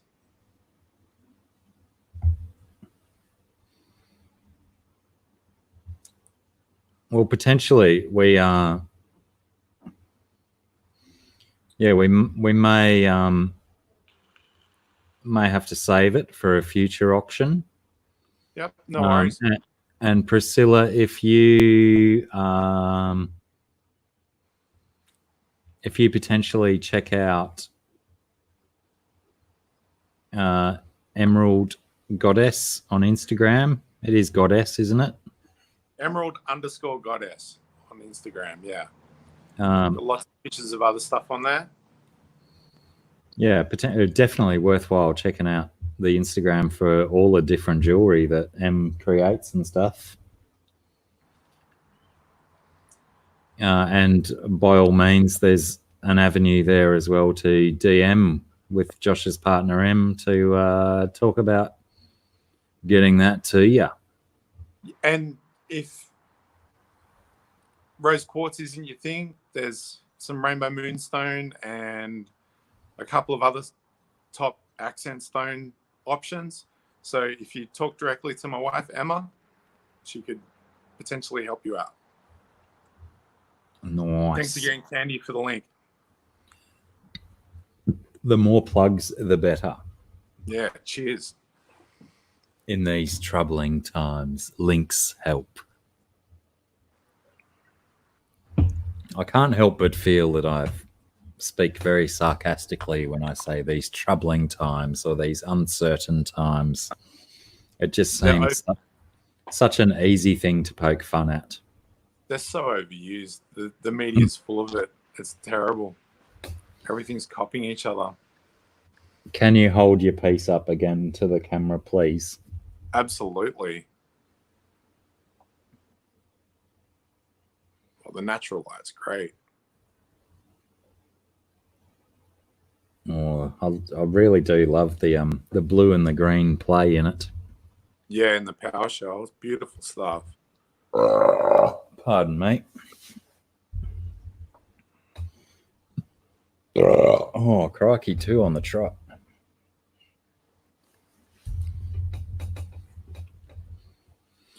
Righto, well. It is. It's a very gorgeous piece. And don't, like I said, we're here for art auction. If people aren't bidding, it's not a reflection on the piece itself. It's definitely a beautiful piece. Totally understand.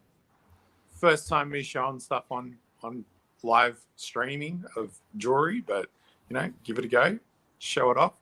Oh, look out! Just as we're pulling away, then we get a bid. Oh wow! Thank you, Kayla.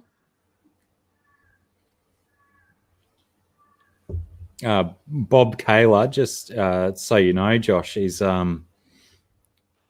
I believe we've confirmed that he has the largest Scungeprincess art collection outside of Australia. The rest of the world.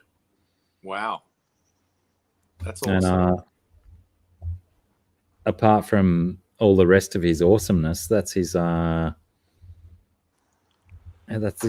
claim to fame. When he walks about the street in Tennessee, he tells Tennessee. people. I'm He a big says, fan of Tennessee whiskey. Oh, can't get enough of the stuff. I've heard rumours that Bob is always telling people, "I've got more Scungeprincess art than you," and then he puts his thumb on his nose. I'm not on camera, so that had no effect. He does this. I've got more Scungeprincess art than you. I've heard. I've only heard this. I've not witnessed it myself, but I've heard that that's what he walks around saying to people. Be proud. Be proud of your collection. That's good. Fishy Fun. Give me a total price on the A4 portrait.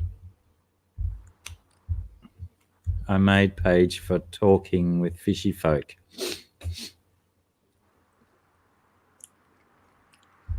That means I've got to try and find that on Facebook, Fishy Fun. So yes, we will. You've taken notes of that request, right? Good, because I will forget that. I guarantee.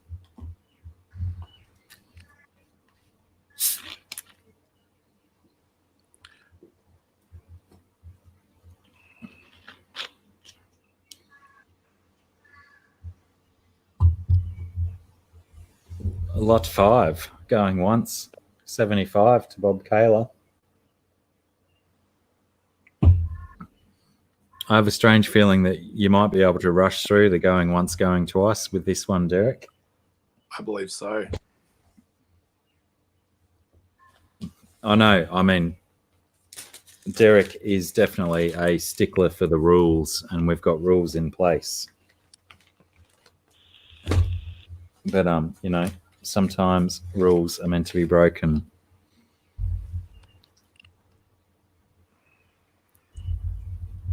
All right, Mooney, thank you heaps for your participation. Oh, thanks, Candy. That will be super handy, that link. Yeah, thanks, Mooney, and good night. And we will be in touch in the next 12 to 24 hours to let you know. Thanks again.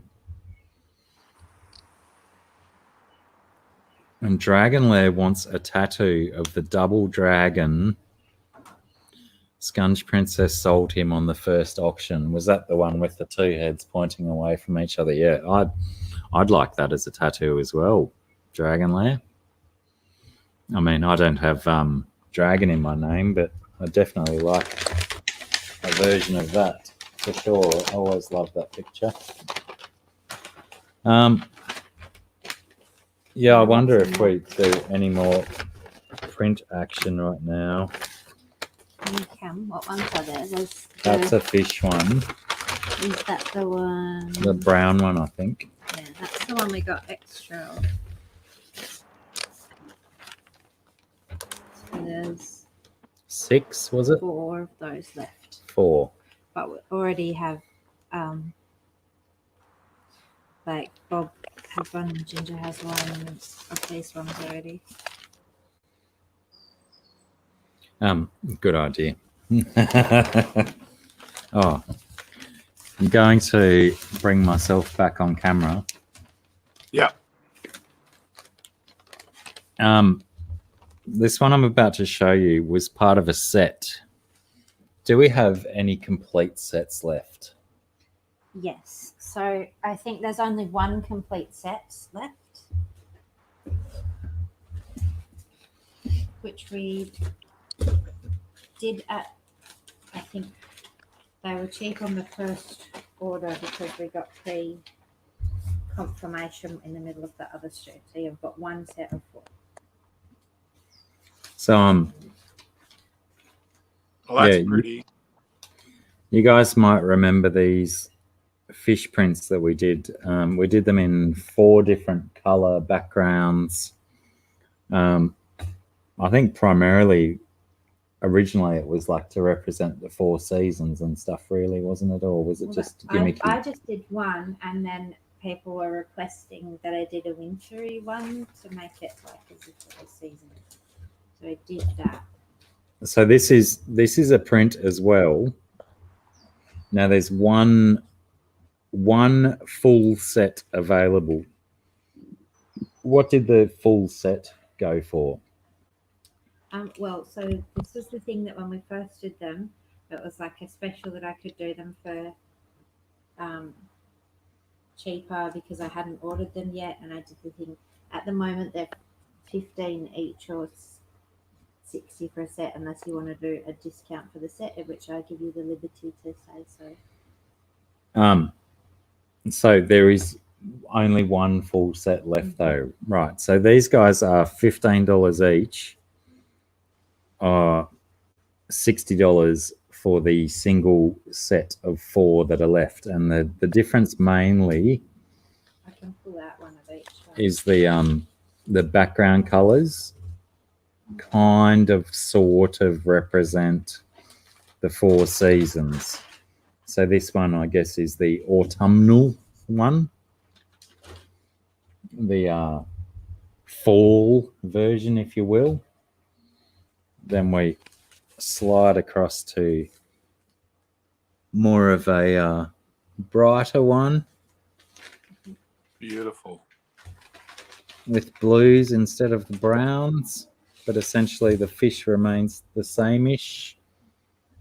And then, is that the lighter greeny blue one? And a lighter kind of coloured one, which is, I guess, more yeah, this one's just straight up purchased, Derek, because there's a few different copies available. There is only one complete set, but there's like the brown one, there's 4 available. We might have to get Ginger Graves, you scored. You got the whole set early in the piece. One of the originals. We've just got Ginger Graves' sloppy seconds we're dealing with now.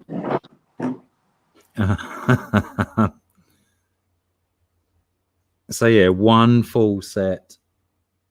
I think I have all of the colors in my hands now. As you can see, with the background color with this one in my hand at the moment is the winter one. The background color is very dark, and the fish's color has changed as well. People seem to enjoy Ginger Graves' sloppy seconds joke. The fish colours are different on all of them. And Scungy has just confirmed with me that the fish colours are different as well, and that I'm ignorant and narrow-minded and didn't pay attention to that. Oh yeah, they are too. They're similar, but they're different. These are, I don't know the actual sizes, but I can. Are they 8 by 10? I think. I can't remember because I ordered them. They're 11 by. They are 8 by 10. Fishy fun, just like Sarah said. 8 by 10s. There is one complete set of all 4 available. And apart from that, if there's a particular color of the one that you want, what are they? $15 each. 15 each. Obviously with the shipping on top. If you've already got products on the way to you, then shipping will be no extra. But just for remindering, oh, I love it. It's such a good picture. Do we, I mean, while you're going through the bags, can we get a count on what's... Yes. Yes. And You want me to go and do that? Just bear with me a tick. Hold down the fort, Josh. Yep, I'm here. Everyone can hear me, I'm sure.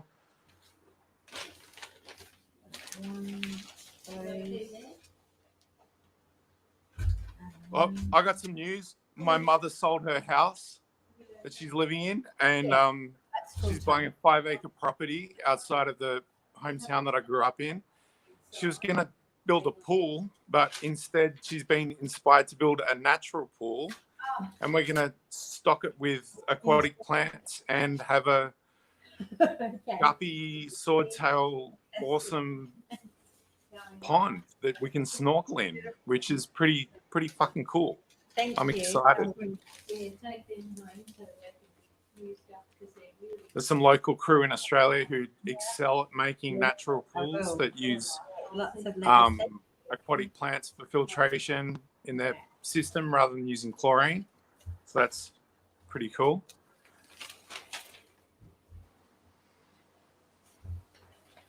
Oh yeah, I'll definitely get in with the camera, Priscilla. As soon as this thing is built and the fish are in there, I'm going to dunk that waterproof phone camera in the water and get up close and personal with the fishes. It's going to be awesome. Cannot wait to fully stock it with as much life as possible.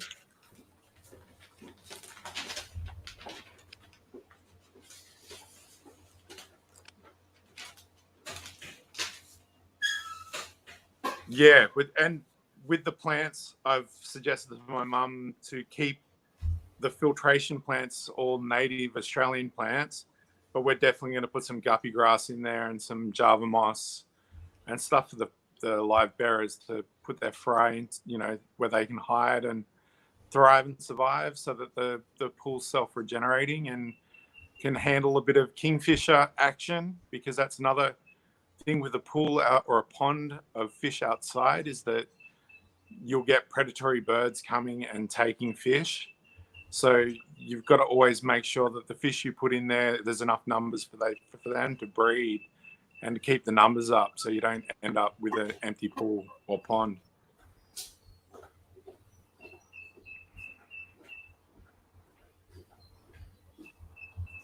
Is there any of this natural pool setups? Anyone doing that in the States?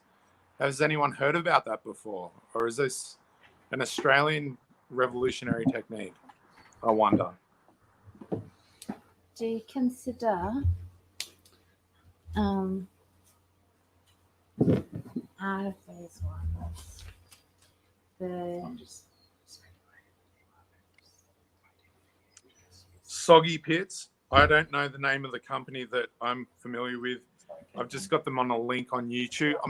On Facebook, and I know they travel up to Queensland and down to the south coast of New South Wales, building natural ecosystem ponds for swimming and also for fish life. They tend to have a focus on natives, so we have a native fish called a rainbow that grows to a certain size, but the cost of them in bulk can be quite pricey, and of course all the native wildlife, the bird life, know what they look like, and without enough hiding space, they just get picked off. So going with some exotics for the color and letting them breed wildly is probably preferable. Cool. People do that here in the US too. Yeah, nice.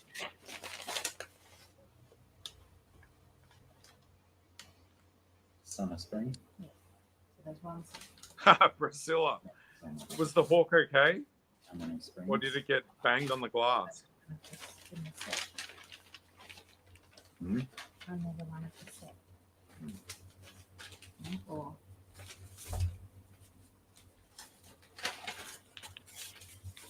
makes sense. There's also the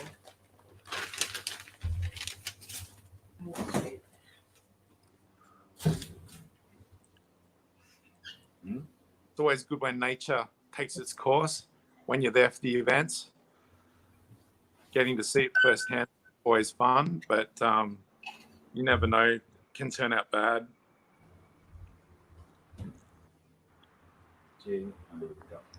I've got water, thanks. Yeah, I would have thought so, Priscilla. A hawk taking down another bird. Yeah. The other bird doesn't stand a chance.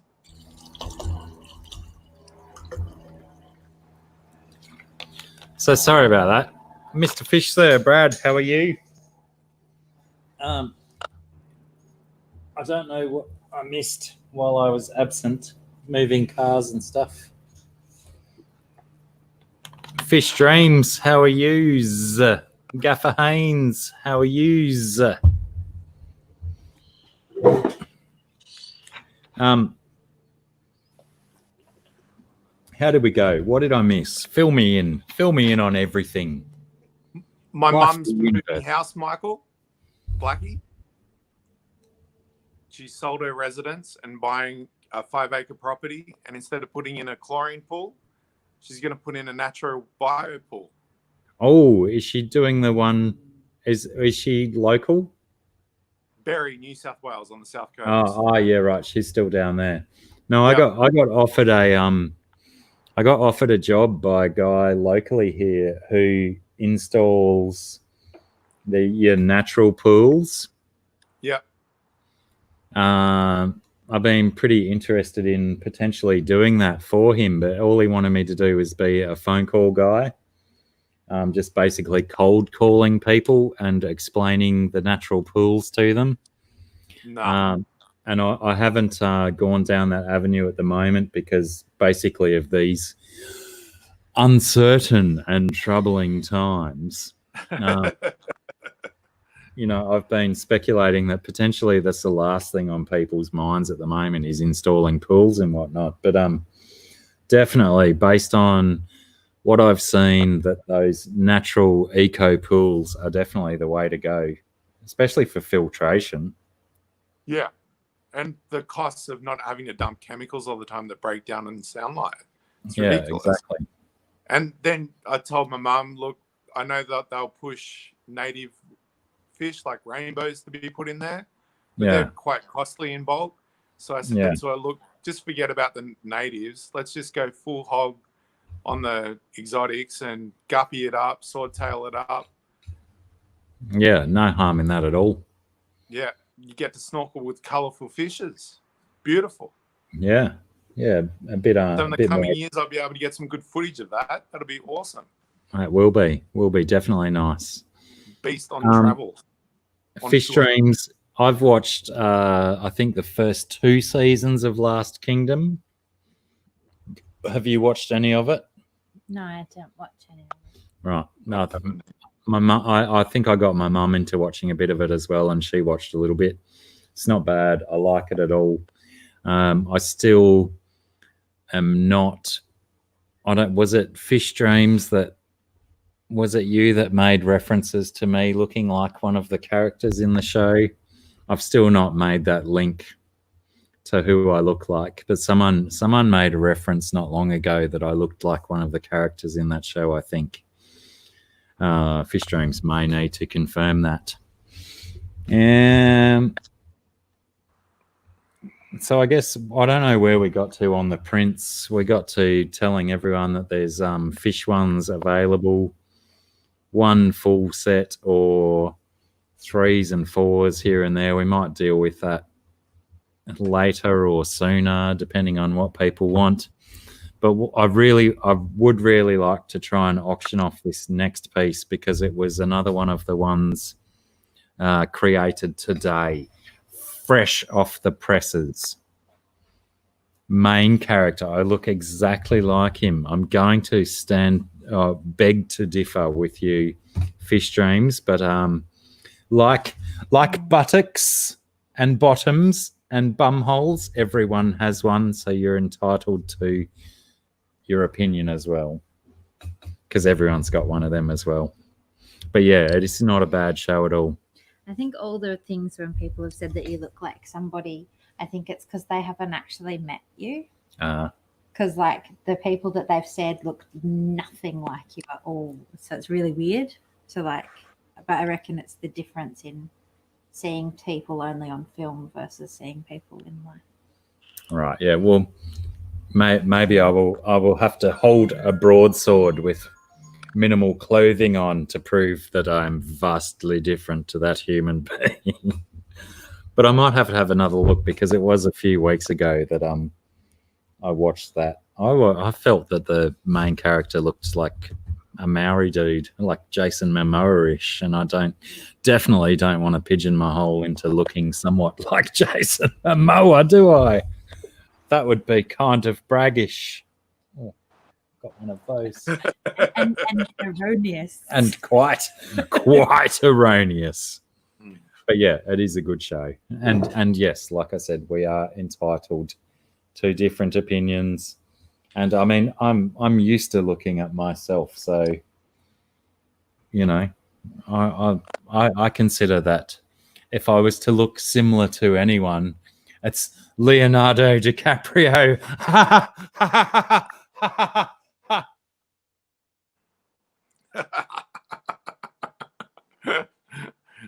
Oh, Blacky, I miss our pub talks. They were quite fun.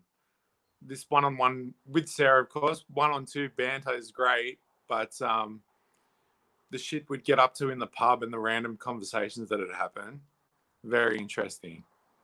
I suppose that's how all this started. Well, one of my old goals was I used to go down to the RSL, the club, if you like, for our American friends, and I'd sit around and I would talk. I had these three guys those three guys and me, we used to sit around this table in the smoking lounge at the RSL, and we used to every Saturday we'd have like a 90-minute conversation, and I wanted to record our conversations and then animate them, you know, like the Ricky Gervais show that he did with Carl and Steve. Beautiful. That would have been a phenomenal YouTube channel if I do say so myself. But of course, a lot of the great ideas just get poo-pooed and disappear into the ether, don't they? They do. They get missed if it's not recorded. Because some of the conversations we had were phenomenal, but then the first one that I actually recorded, I sat my phone on the table and recorded for like an hour, and you know, we said fuck all. There was nothing necessarily entertaining in that conversation once the pressure was on. Yeah. But it was just that it was a vastly different four people, eclectically different human beings, all having input and conversation on a particular subject. And it probably took me too long to actually go, oh, here's an idea. And then all of a sudden I wasn't drinking down there every Saturday lunchtime. All right, we'll have to... Shit. Moonstone wants number 3 and 4. Do you remember the order that I held them up in? No, but I think that you did the autumn one first and then the summer and winter in the middle and the winter one last. So it's the two blues without the white fish. The two brighter kind of right ones. Correct us if we're wrong, Fishy Fun, that it was the two shades of blue without the white fish, I think, because the whiter fish was last. Yeah, that was the winter one. So potentially spring and fall. Yeah, I got you, Derek. All good. Summer. Yeah, summer, because the brown one was fall.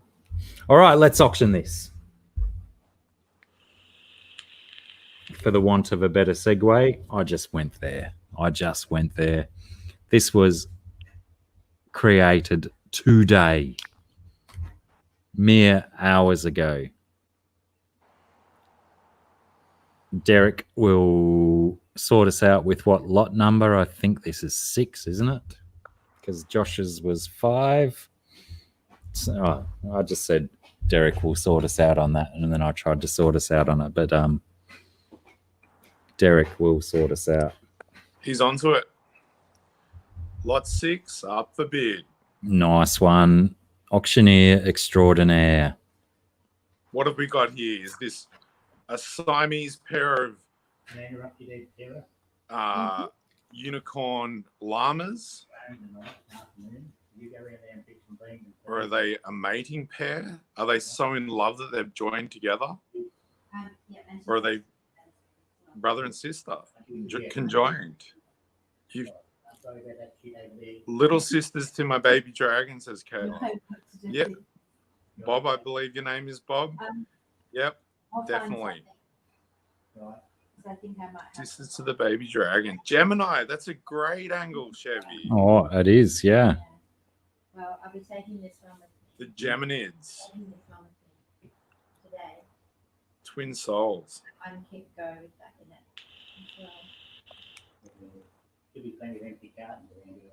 as well. Yeah. But yeah, that one there maybe. And I think I've got bags as well. What are you trying to sell now? Some drones. You have any luck?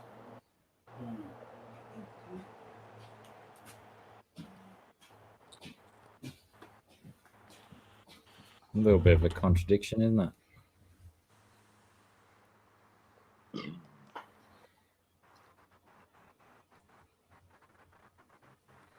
Gemini juvenile flame dragons. I like that, Gaffer. Nice one. They certainly do seem to be conjoined. A double ender. Oh, yeah. I see that too, Fish Dreams, now that you mention it.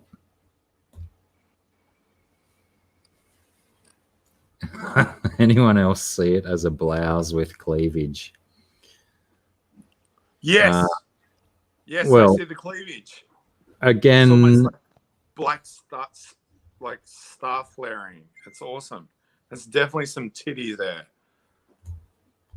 Again, I wouldn't have seen it if it wasn't raised in front of me.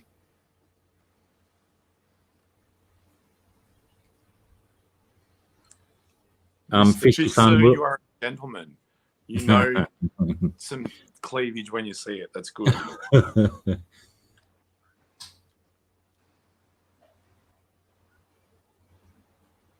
Fishy Fun.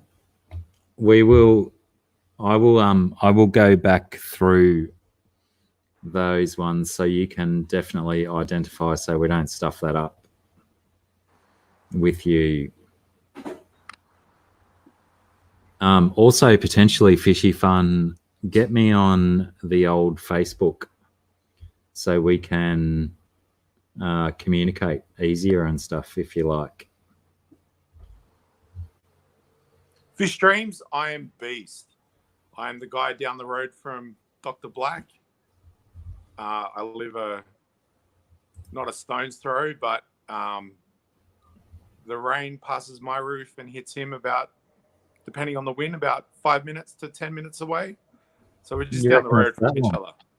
Yeah. Sorry, I just realised that potentially you haven't even been on screen for the time that Fish Dreams has been here, so I've popped you back up on screen. G'day, Fish Dreams.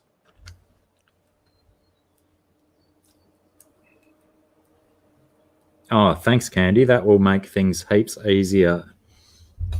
Fishy Fun, if you hit me up there, probably the best thing I can do, apart from obviously showing the pictures again, is I'll take photos of the fish prints, send you all 4, and then you send me back the ones that you want.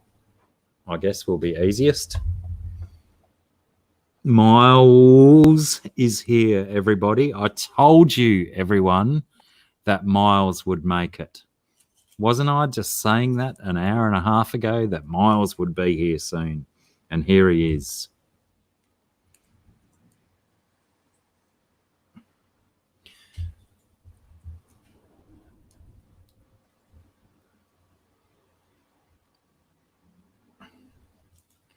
Well, I guess we might have we already emptied everyone's pockets? Yeah, your ears went red, Miles. We were talking about you so much earlier, weren't we, eh? All that Miles talk that was going around the room was getting tedious for a little while there. Everything was Miles, Miles, Miles. It wasn't Miles.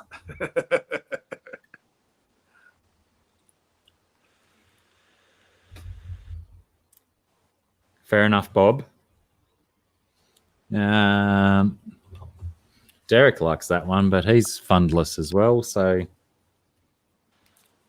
we might try and work something out for our master auctioneer with that one.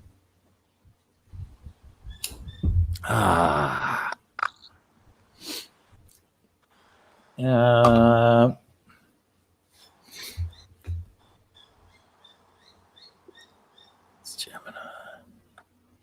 And the only one left we've got to you keep your sex talk to yourself, Miles. Goodness me, we don't need that here. The only one left that we had to auction was the one that caused discussion and trepidation as to whether it was upside down or the right way up. If folks remember this one, I really do think that it is. Pardon me.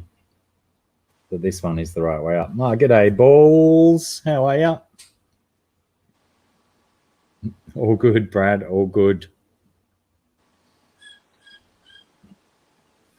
It must be terrible to have to sit there with that view, Josh. I fucking love it. It's like a giant fishbowl. Must just annoy you no end to have to look at that stuff. It's my one little patch of paradise, 1.25 acre. I fucking love it.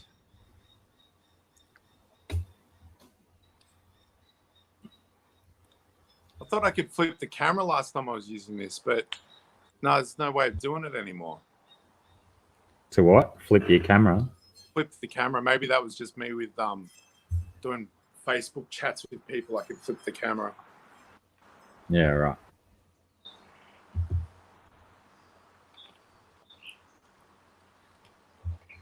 All right, so potentially I can only assume that auctioning is a done thing right now. That one.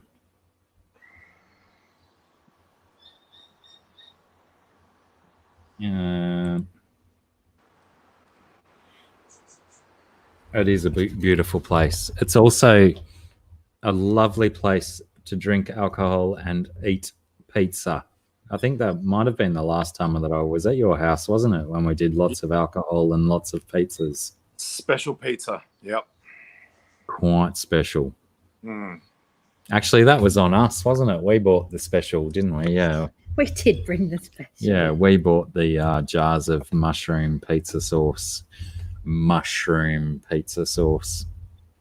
It was a spiritual evening for lots of people that night. And I think you guys had a swim the next day, didn't you? I think we had one that night as well. Yeah. Summertime. It's always good. It was summertime. I think we swam naked while people sat around the pool. There's As it goes. Some of the benefits to psilocybin is reducing your social anxiety and stuff, and getting naked in front of other humans. In between then and now, we had an evening where a friend of ours went to a pub at Billinudgel, or the pub, and it was the Curious Party, which is like, I didn't know, but it's like gays, lesbians, bisexuals, whatever. And she's dragged back about 15 people from the pub back to my place. And I'm back on the back table having a drink, and someone's run up and said, Josh, there's like 15 people naked cuddling in the pool in a big ball. I'm like, I don't want to fucking know. Hey, let them have their cuddle pile, whatever. But yeah. Well, they've got to find out somehow. If they're curious, doesn't that mean they're just entertaining the ideas? So there was this dude who's into sort of touchy healing stuff, not necessarily sexual, but he was orchestrating the whole thing and sort of telling people that it's all okay and getting people relaxed. And yeah, this old European fellow was quite the master at bringing down people's inhibitions. It was quite fun to watch him. That work does his sound magic. intriguing. Yeah. Bit of a laugh though. Curious, sir, and curious, sir, Yeah. as Alice would say. Fish streams, it's cold here. Yeah, right now at night it's cold enough for all the grass to be covered in dew, and yeah, quite moist everywhere. The undersides of all the palms are all shining white and bright when you shine a light on them from condensation. So the ambient temperature's dropping enough for water vapor that's in the air to collect on grass and palms and everything. So it's not freezing, but it is cold. Sorry, I may have pulled the last piece of artwork down prematurely, but I think Clarence may have dropped a bid on this guy. Sorry, I was ignoring the chat. And Sorry, man. but yeah, it is getting pretty chilly here, and it's quite windy today as well. Now the wind has picked up and the clouds are rolling in. It's going to be another cold night. Holds. Thanks.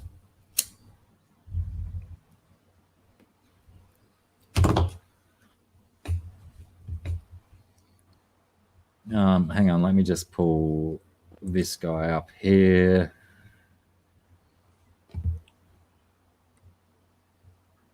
Yep. You got 20 on the last one. Yeah, so by the looks of it, C23.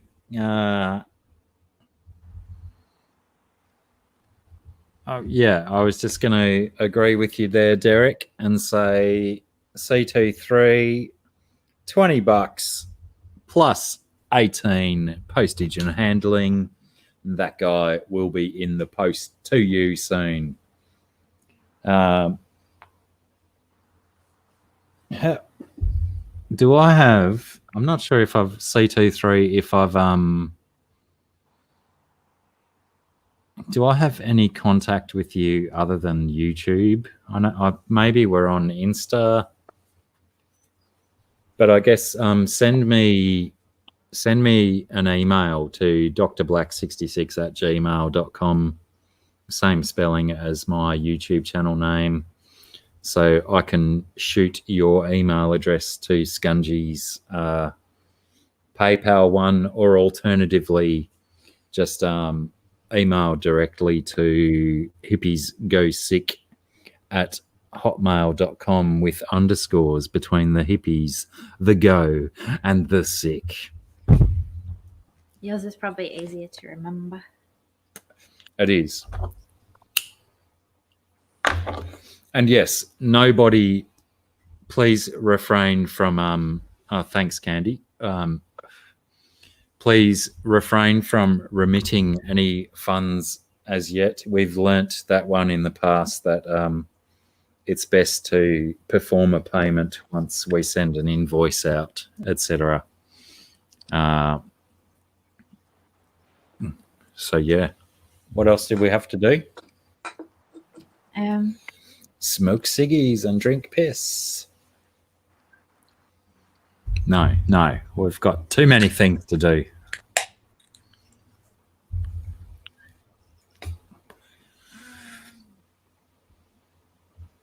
G'day, Catfish Terry.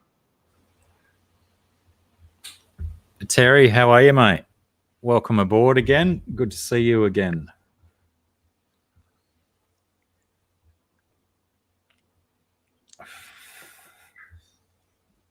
I'm doing good, Blacky. I'm up to my 4th can in 2 hours, 20 minutes almost. That's good. Last week I only got 2 cans in. Well, you know, it takes a while to exercise the pacing, to get the pacing right. Yeah, indeed. I'm enjoying this. This is good fun. Do you remember who was it? Paige that wanted the original of that? All right, remember we've got prints of this guy. But I'm going to talk to Alien World Aquatics because I believe Paige, the lucky prawn, is she the lucky prawn? Seahorse. Seahorse. Goodness me. It's been a while since I've seen her via that moniker. She also wanted the original, so potentially we should give her next dibs on the original one of that, but there's prints of that available.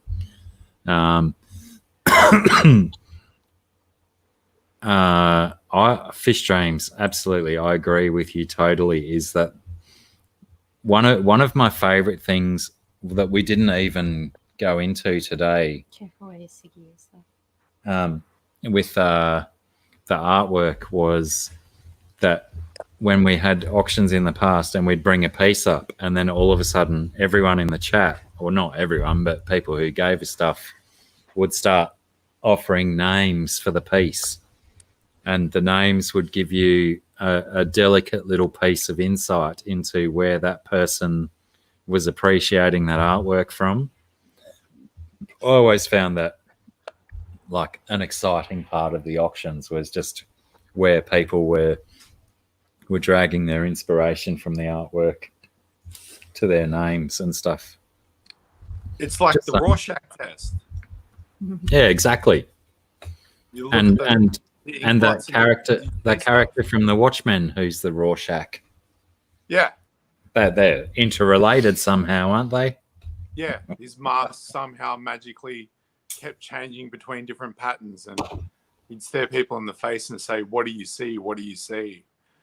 And he was only asking bad people, so he was only yeah.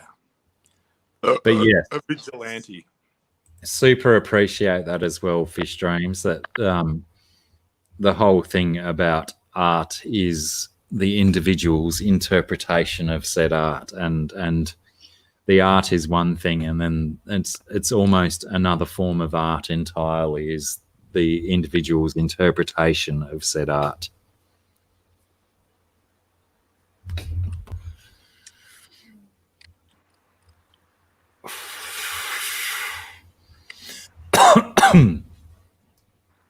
Well, I guess we're not I will nice one, Fishy Fun. It does indeed sound like a great name for a Chinese restaurant, the Lucky Prawn. And I personally, I hope deeply that Paige never hears that I mistook her name for the Lucky Prawn instead of the Lucky Seahorse. I don't even know how I got that wrong. But if we're done auctioning and Beast will talk for a couple more minutes, I'm going to go and wrestle a crocodile, and then I will return to the camera with a surprise. Okay. Has that got everyone excited? Well, we're waiting. We're waiting. The Lucky Seahorse. Who's the lucky seahorse in the situation? I think it's the female seahorses, because the male seahorses have to hold the brood in their pouch. Yeah, they get the raw end of the deal, but you know, it's only fair if you look across the planet, species based, you know, occasionally I guess the male has to do some work, not just defend the territory or fight off the baddies. Yep. You know, gender equality and all that, isn't it? Yeah, and they pair up for life, apparently. They're very, very monogamous creatures, the seahorses. Well, that I find that a really interesting thing across lots of different species, that there are a lot of species on the planet that are monogamous. You know, magpies, shingleback lizards. You know, your shinglebacks. Love even them. Though they spend 8 to 9 months of the year alone, they will go back to their same partner. They will go and find the same partner that they bred with last year. Yep. That's one that I find really interesting. I think the closest thing in the States to a shingleback would be a Gila monster. Yeah. They've got either they're venomous or they squirt blood out their eyes or something. They It's really tricky. definitely like the Komodo dragons, that they have a toxin in their saliva. Oh, those guys are dangerous. Yeah. Yeah. Necrotic So toxin. if they bite you, I think you succumb to septicemia within a few days, if that's the right word for it. Sounds about right.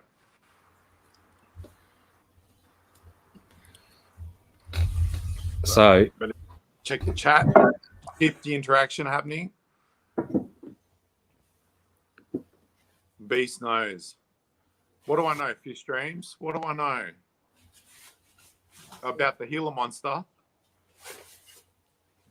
Is it blood out their eyes? Did I get that right? They can squirt the blood. Oh, with these fish communities, the females are lacking in percentages. You are a highly valued member of the community. Every woman who gets involved with YouTubing, I guess it's them. There probably is a minority. So anyone getting involved, whether a guy or a girl, is valued. But women, I highly appreciate women's input. I'm being married for quite many years. I was with my wife for 7 years before we got married, and we've been together 20 years. And I love it. I think it's great.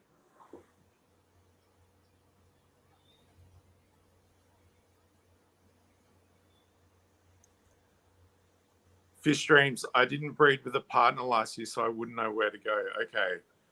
Like, yeah. The old shinglebacks.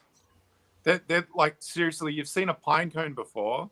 These lizards are like a fat, beautiful, plump lizard, and their whole skin is covered in scales that look like pine cones, but they're black and white. Piebald. They're quite attractive critters. And they love to sit on the hot road, which is really unfortunate to warm up in, especially in wintertime.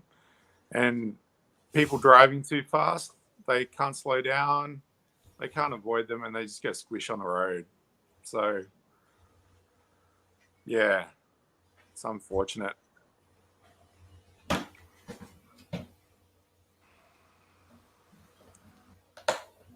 GRB says, I have a trio of shingleback lizards in my backyard. Very cool trainable lizards. Yeah, man.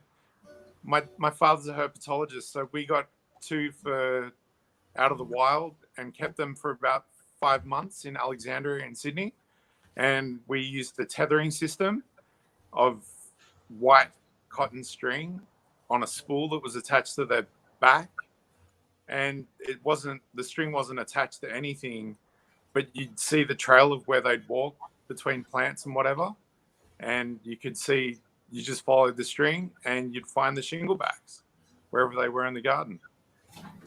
Spooling is a technique to monitor reptiles' movement patterns and study it.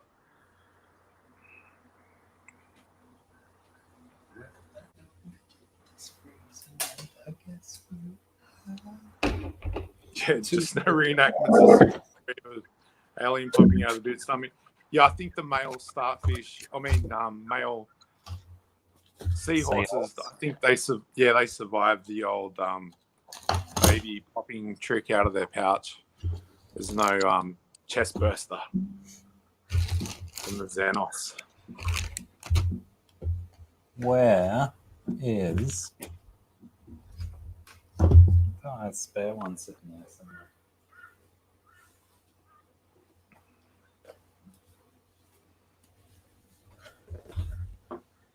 Not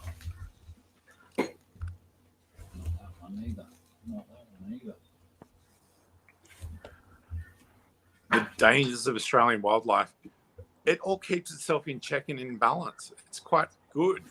I mean, we've got these awesome giant kingfishers here in Australia called kookaburras that do a bit of a maniacal laugh in chorus at dawn and at dusk. And they love hunting snakes. They get them in their beaks and whip them around and break their necks and gobble them down. They love the snakes. So, for everything that we've got in our environment that's dangerous, there's always an answer to it. And say, for instance, spiders. Our spiders can be quite scary, but we have potter wasps.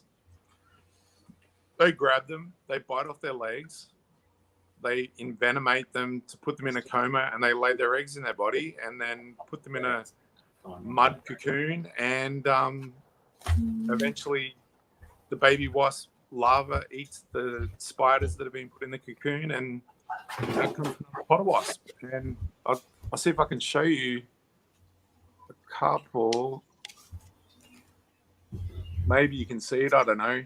There's a few muddy things on the wall there. They're old potter wasp nests, because they look like the what is that Asian super hornet thing, that the killer hornet thing that's been hit in America.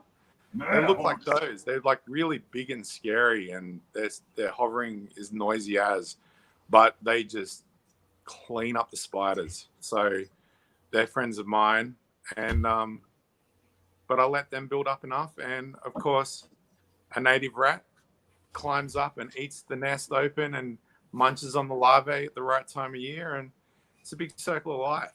I'm living in an aquarium, but it's not just fish. There's all lots of critters. Don't have dogs, don't have cats. Just some fish in a bowl. Just some fish in a bowl. Yeah. There's the bowl. No pump, no heater, no filter. Just plants, sunlight, limited sunlight because they're on the back porch, exposed to the elements, and been going strong 7 years now. Bit of a rebel with my fish keeping, but it's got to be the way it's got to be. Sorry, I was away from the chat for a bit. People that have left, Brad, thanks for stopping by, mate. Good to see you. Oh, is that all I missed, Brad leaving?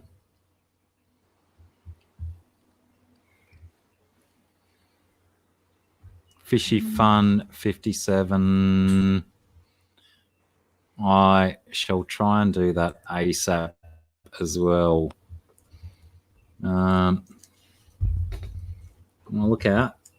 Confirm.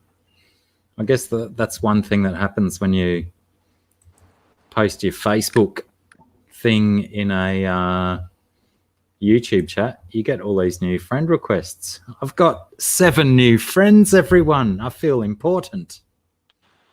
Oh, hang on. 2 of them, 3 of them, I'm not going to confirm. Who's JS Blair? Anyone confirm that for me, please? Wouldn't that be Jason? Jace? Which one? There's so many Jaces. From Perth? No. Well, I thought his was Blair. Sinclair. Okay. Dragonlair, I've never watched Kittery Cam, Peter Birch, or anything like that. My father was friends with the Bush Tucker man in Australia. He was friends with a bunch of reptile specialists. One dude, we turned up to his house one day. He'd emptied out their swimming pool and had a bunch of baby crocs that he was raising in the middle of suburban Sydney. It was insane. His wife didn't like it much. But when you get a clutch of eggs of crocs and you want to acclimatize them to temperate climate, give it a go. And yeah, I don't know what I think they all ended up in a zoo, but yeah, some of the reptile heads that I hung out with, I think one of them, I played my first video games at their house with their kids. We played Pong on an Atari. It was fun when I was probably about 3 or 4 years old. So yeah, I grew up with a lot of hardcore reptile heads. One of them, I can't remember his name, unfortunately. I should, but he was out doing field work on his own, and his bloody 4-wheel drive brake failed, and it rolled down a hill and pinned him up against a tree, and he carked it, which means he died. So yeah, don't do field work on your own. Just don't do it. It's not worth it. And make sure brakes work on hills. Yeah. Ooh, we got a guitar. Hey, Surprise! hey. Anyone interested?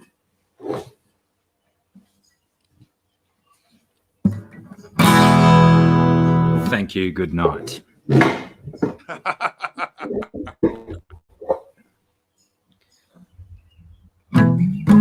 Got any requests?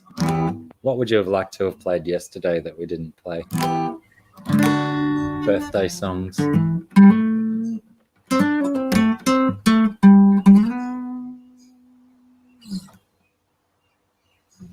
No?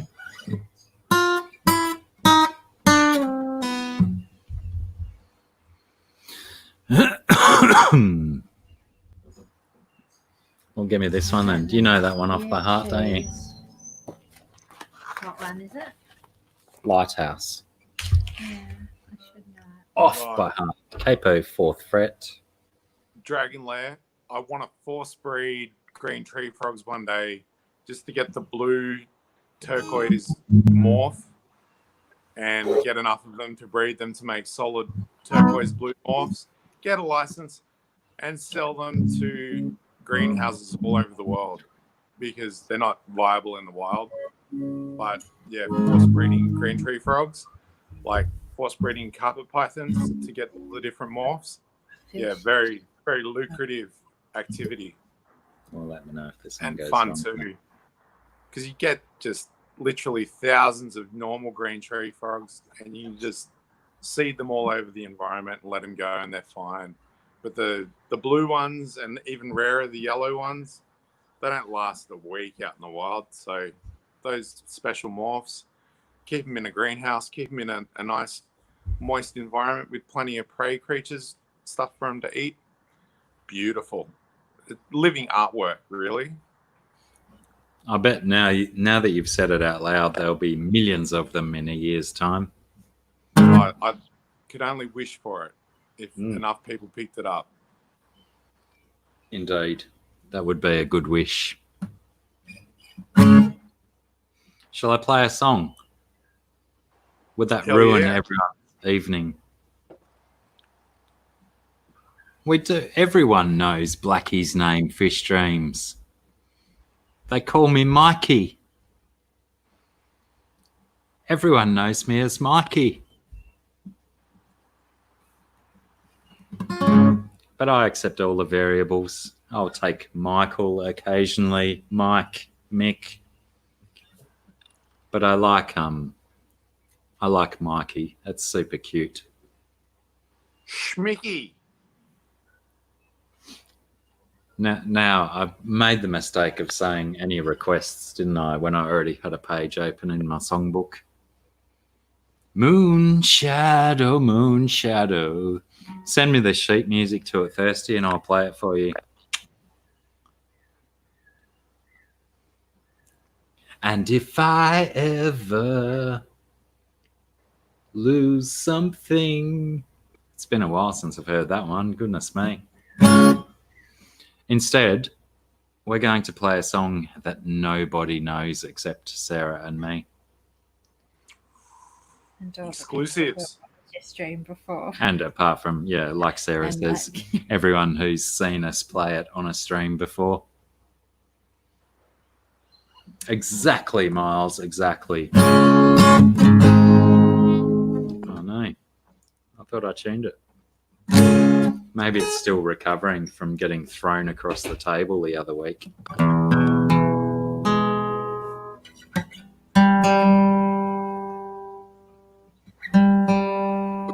I always find it the most exciting part of musical streams is when they're tuning their instruments. Close enough. Goodness. It's not a recording. It's not on in Madison Square Garden.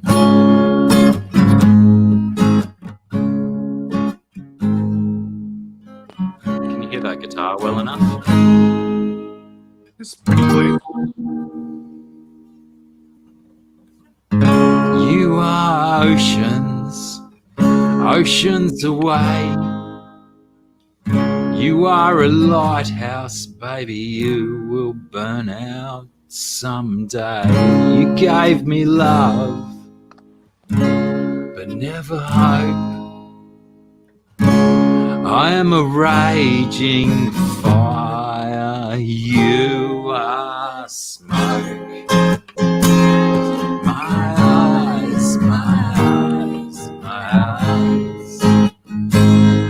Goodbye, goodbye, goodbye. Probably should save this song to the end with all the goodbyes in it.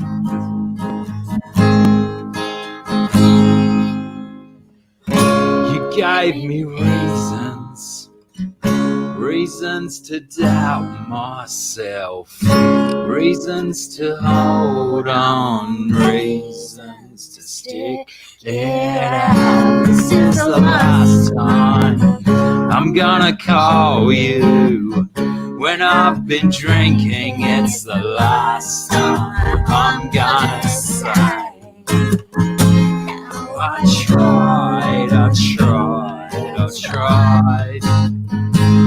So goodbye, goodbye, goodbye.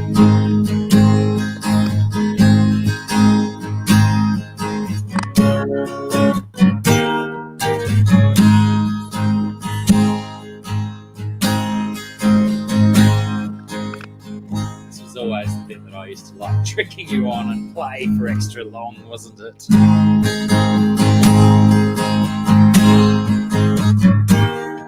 It's my own fault.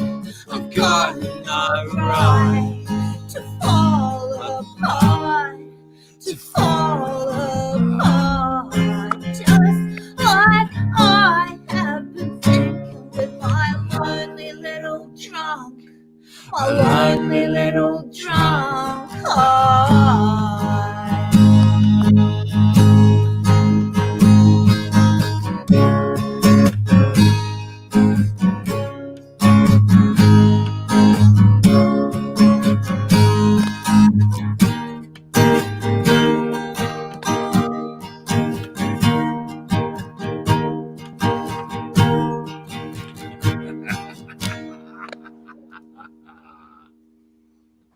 You are oceans away. You are a lighthouse, baby, you will burn out someday. So go on and move on, go on and act all strong, and fall for the next ship that comes along. I'll be fine, I'm fine, I'm fine. Goodbye, goodbye, goodbye. I tried. Goodbye, goodbye, goodbye. Made a mistake. Goodbye, goodbye, goodbye. Yeah, like I said, we should probably play that song at the end when we're actually saying goodbye to everyone, shouldn't we? Mildly erroneous on my behalf. How was the sound mix on that? Did you get vocals and chords and stuff? Yeah, loud and clear. Very nice. Do I need to remix or anything, or did we come through adequately? I think the mix was quite good, the live mix. Oh, I love that song. I like that song too. I wanted to either do Lua or Boys Don't Cry, but Boys Don't Cry is in that book, is it? I learned the other day that I can speak deeper with vape coming out my mouth. What? I learnt the other day when I have vape coming over my vocal cords, I can talk deeper. Oh. Bit of a weird trick. High viscosity. The reverse of the old helium.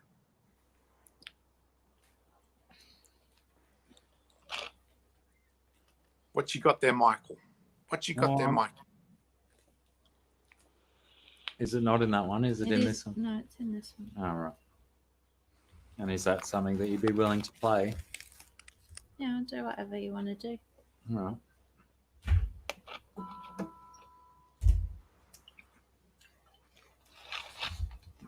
And do you know it off by heart? Unlike me, or do we have to share? I pretty much do, but I like to watch where you're up to when you're following it, sort of. But yeah, I know. All right. I have moved, so the audio mix may change. Yes, fish streams. It's true. Sarah can sing.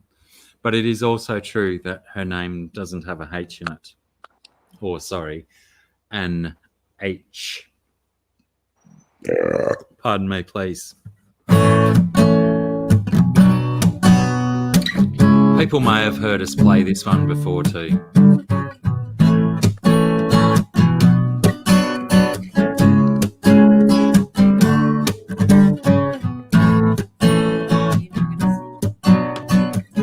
I can if you want. So I thought you were. So that didn't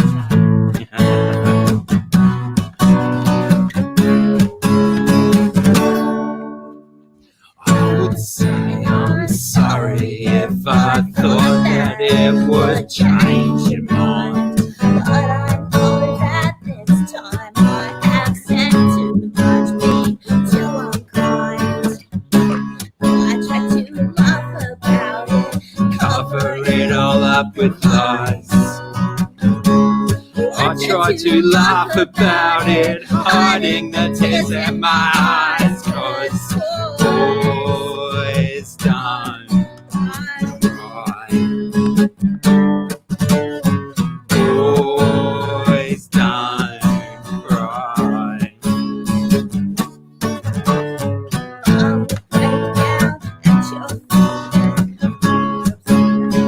Played with you, but I know that it's too late, and now there's nothing I can do.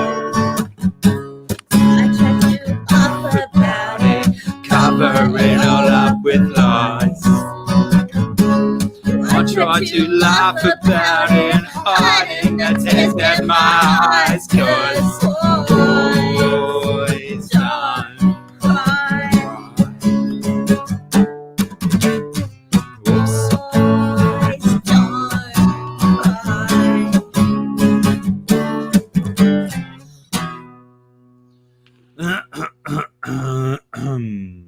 Where did I mistake and go to? Yeah, that's where you're at. Righto. Tell you that I loved you if I thought that you would stay. But I know that it's no use and you're already gone away. I misjudged your limits. I pushed you too far. I took you for granted. I thought that you needed me more. I would do most anything to get you back by my side. But I keep on laughing, hiding the tears in my eyes. as boys don't cry. Boys don't cry.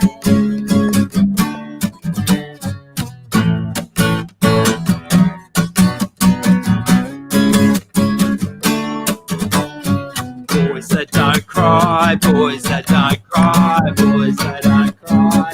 Yada yada yada. Boys that don't cry, boys that don't cry. Am I the wrong bit?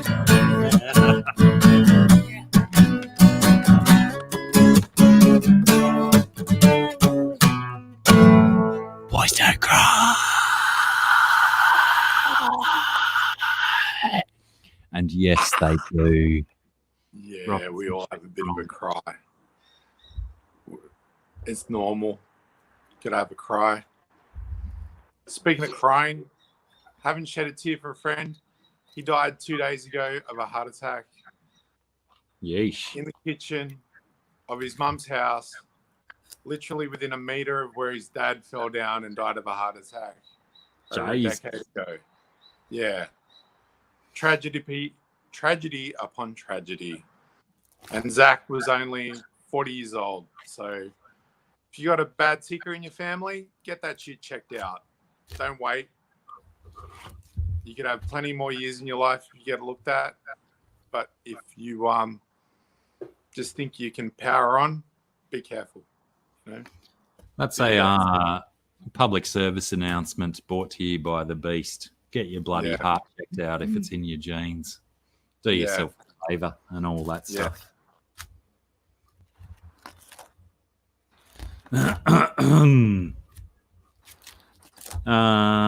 If anyone wants to request something, we'll probably not play it unless it's in our book. Do you want to do that? I don't know if I've got that one in there. Righto. That's pretty intensive singing in that one. That's what I thought. What about that one? Same. It's pretty intensive. That's not. All It's right. not like that. Two-headed boy is great, but it's just like really.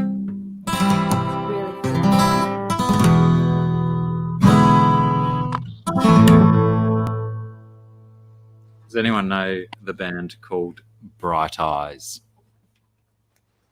I never did until this one let me know who they are. She's well off camera now, so no one knows who she is. Oh. I've heard of Mr. Brightsides, but I've never heard the song. Mr. Brightside was a song by The Killers. But Very this is popular, I think. This is a band called Bright Eyes, and this song is called First Day of My Life. Anything Pearl Jam. Oh, we might have to work on that for you, Zen Ginger.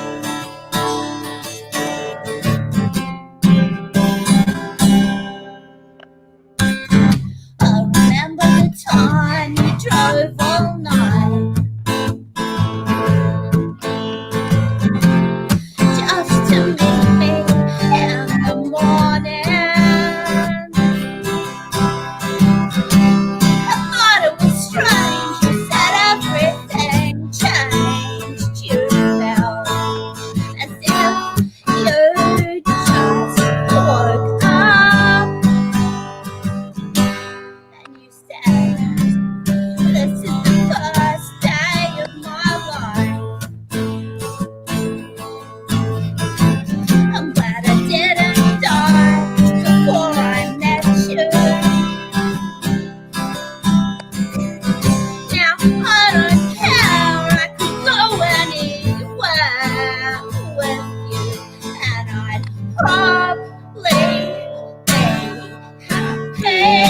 So if you wanna be with me, well, these things that you're telling, you'll just have to wait and see. Maybe this time is different. I mean, I really think you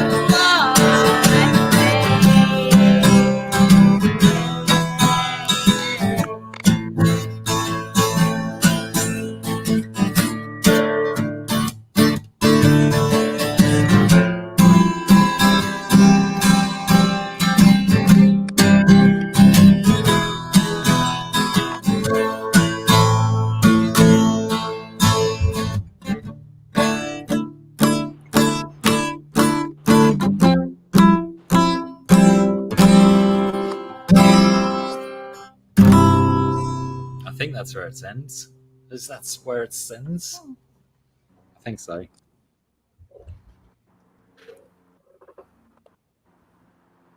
Sorry, I made a few mistakes in that one.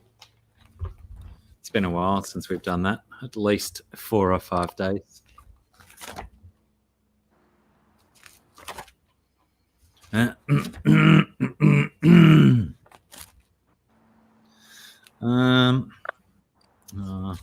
one's confusing, isn't it? If we go back and do that.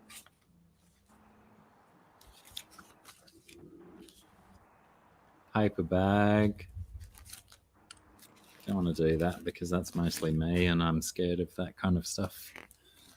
Same with that.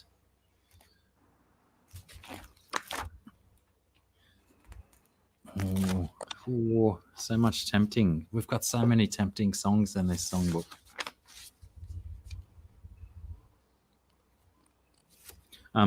If you are experiencing issues with potentially singing, does that mean that you should potentially choose a song to sing? And maybe we just do like 1 or 2 more and then... It's only that I don't feel overly well today, and Two-Headed Boy is just like an epic that I can't ever really manage without.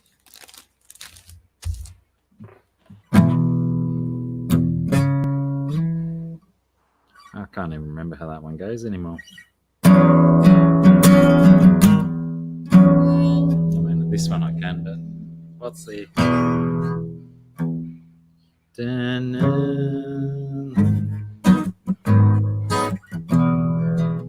But do you not like playing that one anymore? I remember how I've done it for ages, but I don't know how.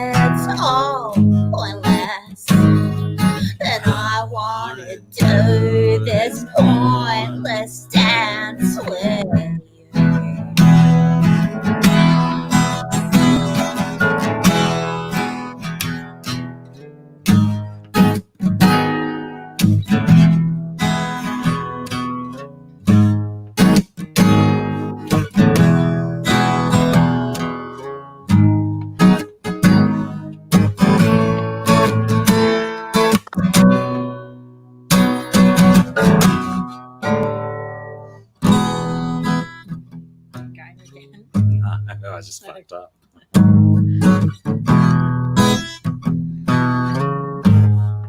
But yes, I guess.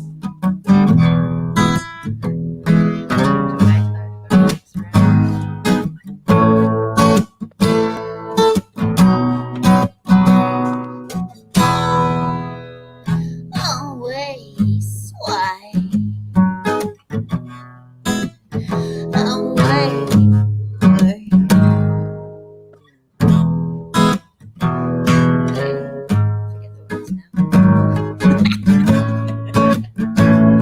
Something rhymes with blue.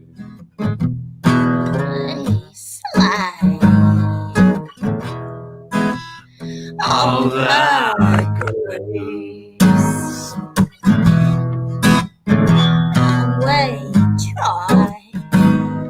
We try to pretend that we know what we're doing, but we're wrong. Gonna lose at the end of the day. Nothing we do is of any dance. But if you're going, well, I'm going too. 'Cause if it's all pointless, then I wanna do this pointless dance with.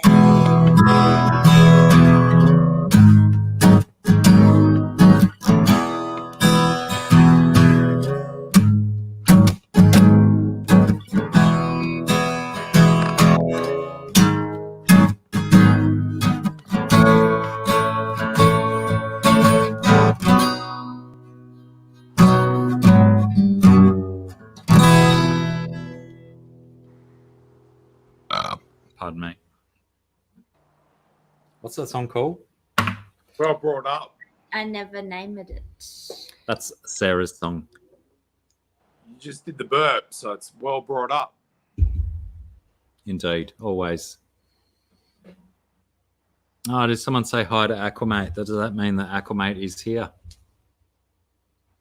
Ba-bam, ba-bam, ba-bam, bam. Yes, Aquamate. Hi, Aquamate. Yes, the oxa does dance in the background. He dances a lot, especially when I put my finger in his mouth.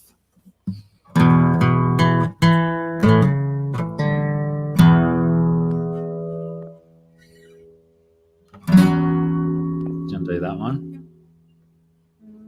We can try to have the words though still. They're still left in the book. Yes, they are in. I believe they're in this one. Then we get them all this time.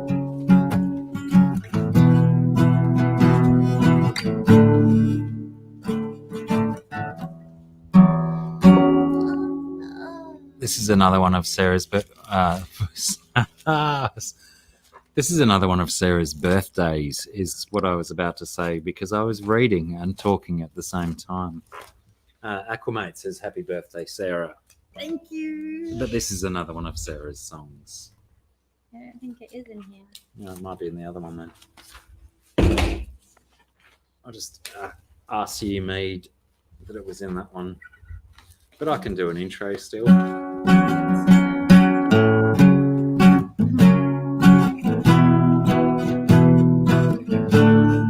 As long as I get where the changes happen. So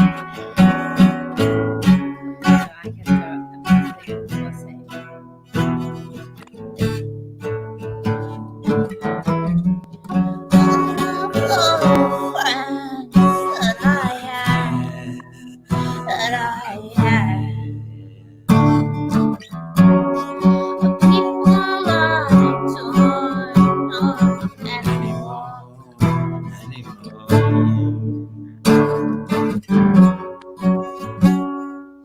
Timing's off, and I think it's really important.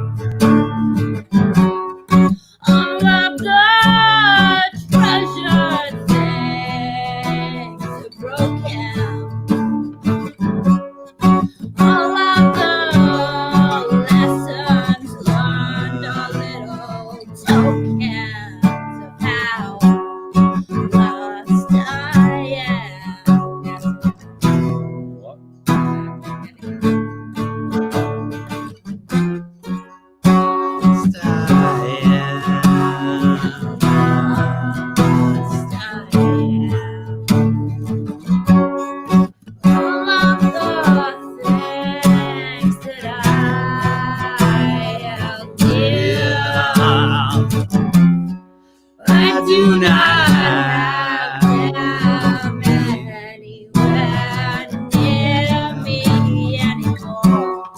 All of the times that I tried, I may as well walk away all those times. I lost who I am, and I found nothing in its place. That is what I know. Nothing is my shame. Nothing is my worth. My life's become a game. All of the lies I heard, I believed. Knowing the truth, I chose not to see. I sold myself for a fucking prayer, and that got me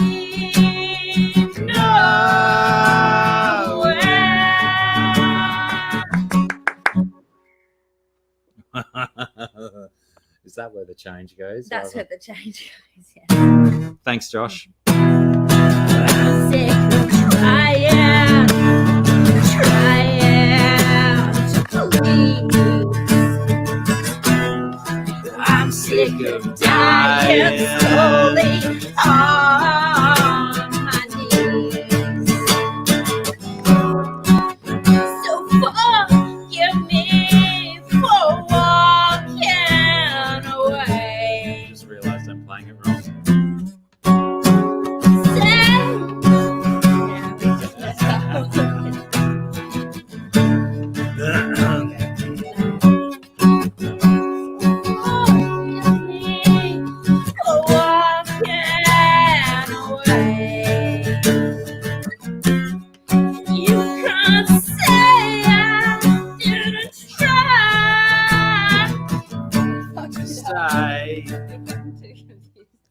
Sorry, we ruined that one. I actually started playing that way too high on the guitar. Yeah, it was. But I think that's the first time that you've ever played it while I've sung it, isn't it? Possibly. It's been I a think while. that's the first time I think I've sung it without having the guitar. So it's really like getting all the timing and little nuances. I'm just so used to playing it up there that I forgot that's where it's supposed to be. Where can I have a little bit? Sure. To be like, Just make sure the microphone picks it up. I'm going to go and wrestle a crocodile real quick.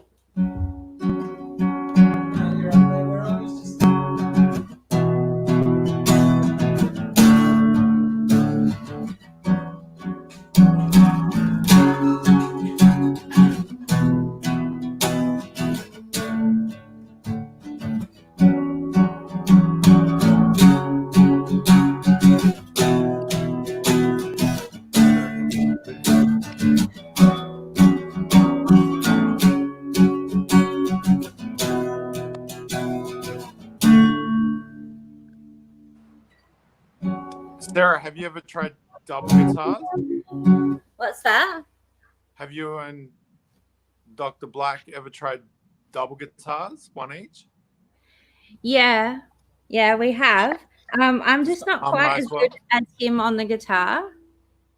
But does it And also- harmonize well? But the main thing I think is that if I really am in a good singing space, then Yeah. I like to not worry about the guitar, except it's hard because in songs that I write, then I do like to, because it makes a big difference Yeah. to my singing then. But if it's someone else's song, if it's a cover song, it's really easy to like not worry about the guitar and just focus on my singing. That's where power chords come in. Yeah. Yeah, well, still. Like it's the most simplistic version, like rather than the intricate version, and let him focus on the flourishes and the details. Yeah. The two guitars sing together. Seriously, sounds wonderful. Just as good as both of your voices together. Sound wonderful. Yeah. And I really have to say, I love your Australian take on the vocals. Some of my favorite stuff from the 90s, you American people never heard of this before, but there's a band called Frente, Frente, and they do some songs, and the girl from Frente has a whole way of singing that is almost similar to yours in the way that she uses her accent to color it and flourish it, but it's beautiful and it's so Australian, and it reminds me of my teenagehood in the 90s where so many bands use this Australian accentual change rather than imitating English or American singers and going their own way. It's beautiful stuff. It's so easy though to fall into that mimicry of the accent. Yeah. And certainly Mikey helped drawing my attention to the times when I would do it. There would just be some songs where it was easier to fall back into it. But just a little bit of well, then it becomes more authentic when I feel like I'm singing it from my own perspective, and I don't have to think about how someone else was singing it, and it becomes it's almost like the fallback accent for singing songs is American. If you don't concentrate on it, you just sing American songs. The tonality play shows a higher awareness of musical vocality than some of the more easier to grasp stuff, like especially the generic American accent. Not to knock any Americans, but the generic American accent in music is trying to appeal to a wide range of accents all over a massive landmass with huge variations in the way that people speak. And the Australian version is like, you know what? I'm just going to sing the way I sing. This is it. I'm going to go with it. And you're doing it. It's good. Yeah, thank you. That's really lovely thing to say as well, because it's a big exposure, I guess. Like that's like showing art or singing or doing anything, exposing those creative parts of yourself that it's difficult to do. I think. I mean, some people don't find it difficult, but it always starts off difficult, but you get used to it after a while. The more exposure you get, the more confident you get. Next minute, you just balls to the wall, and you run the risk of going too far and disenfranchising people who think you were decent in the past. And I've done that. I've been on stage. I've been a lead singer in a heavy metal band, and my personal experience of getting way too confident led me astray because I'd booze up really hard and end up losing my breath halfway through verses because I didn't remember to breathe just before in the pause, and just kept getting drunk. And people around you are that drunk, they don't care. As long as you're performing and getting out there with the microphone and doing all the right moves, people enjoy the show. Yeah. Good fun. Woo! I've just realized what the time is. I'm going to have to go pick up my kids. Well, let's do it. One more song. And so I'm sorry about that. I just noticed it. I did too.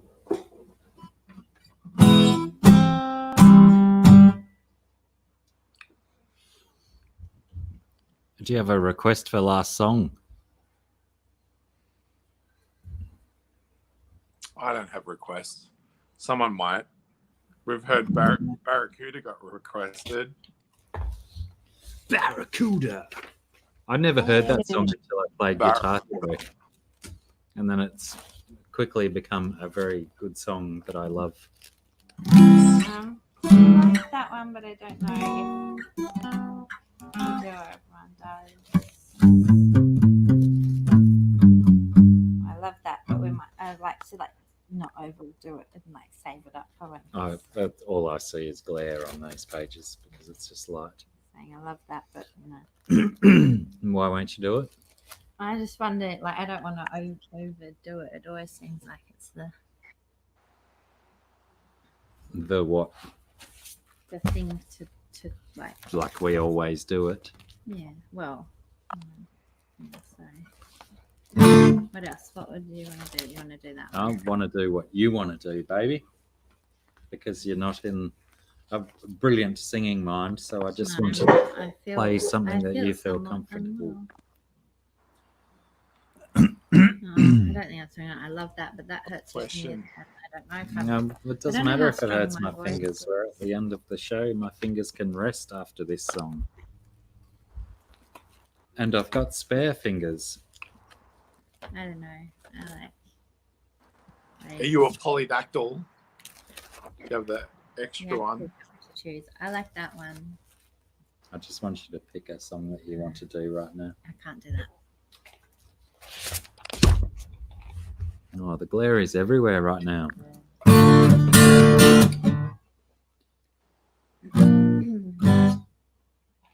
Yeah, right. I got to get the timing as well. That kind of helps, doesn't it?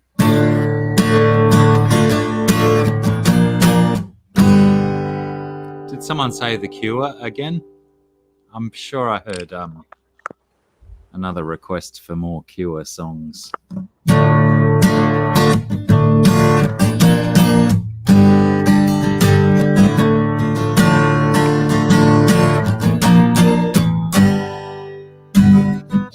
So gorgeous, I'd do anything. I'll kiss you from your feet to where your head begins. You're so perfect, you're as right as rain. You make me hungry again. Everything you do is simply kissable.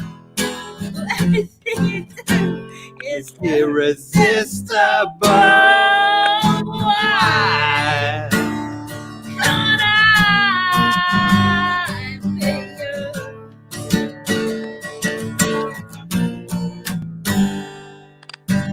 Run around in circles till I run out of breath.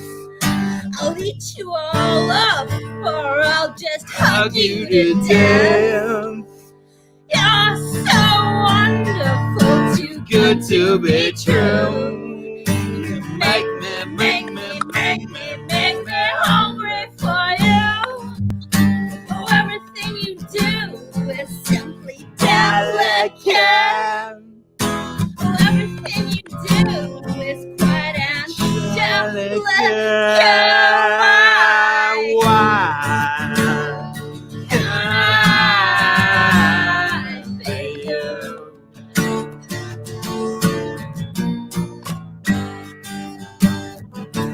Turn my head when you turn around. You turn the whole world upside down. I'm smitten, I'm bitten, I'm hooked, I'm cooked, I'm stuck like glue. You make me hungry for you. Oh, everything you do is simply dreaming. Yeah. Everything you do is quite delicious. Why can't I be you?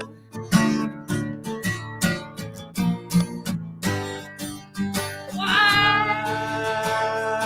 can't I be you?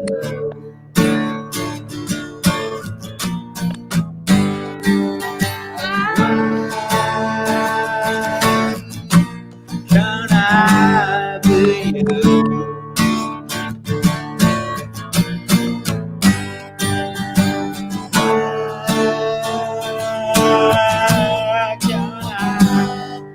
you?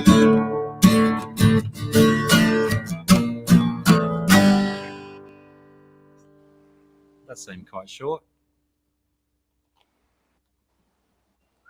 Why Can't I Be You by The Cure. Copyright infringement coming soon.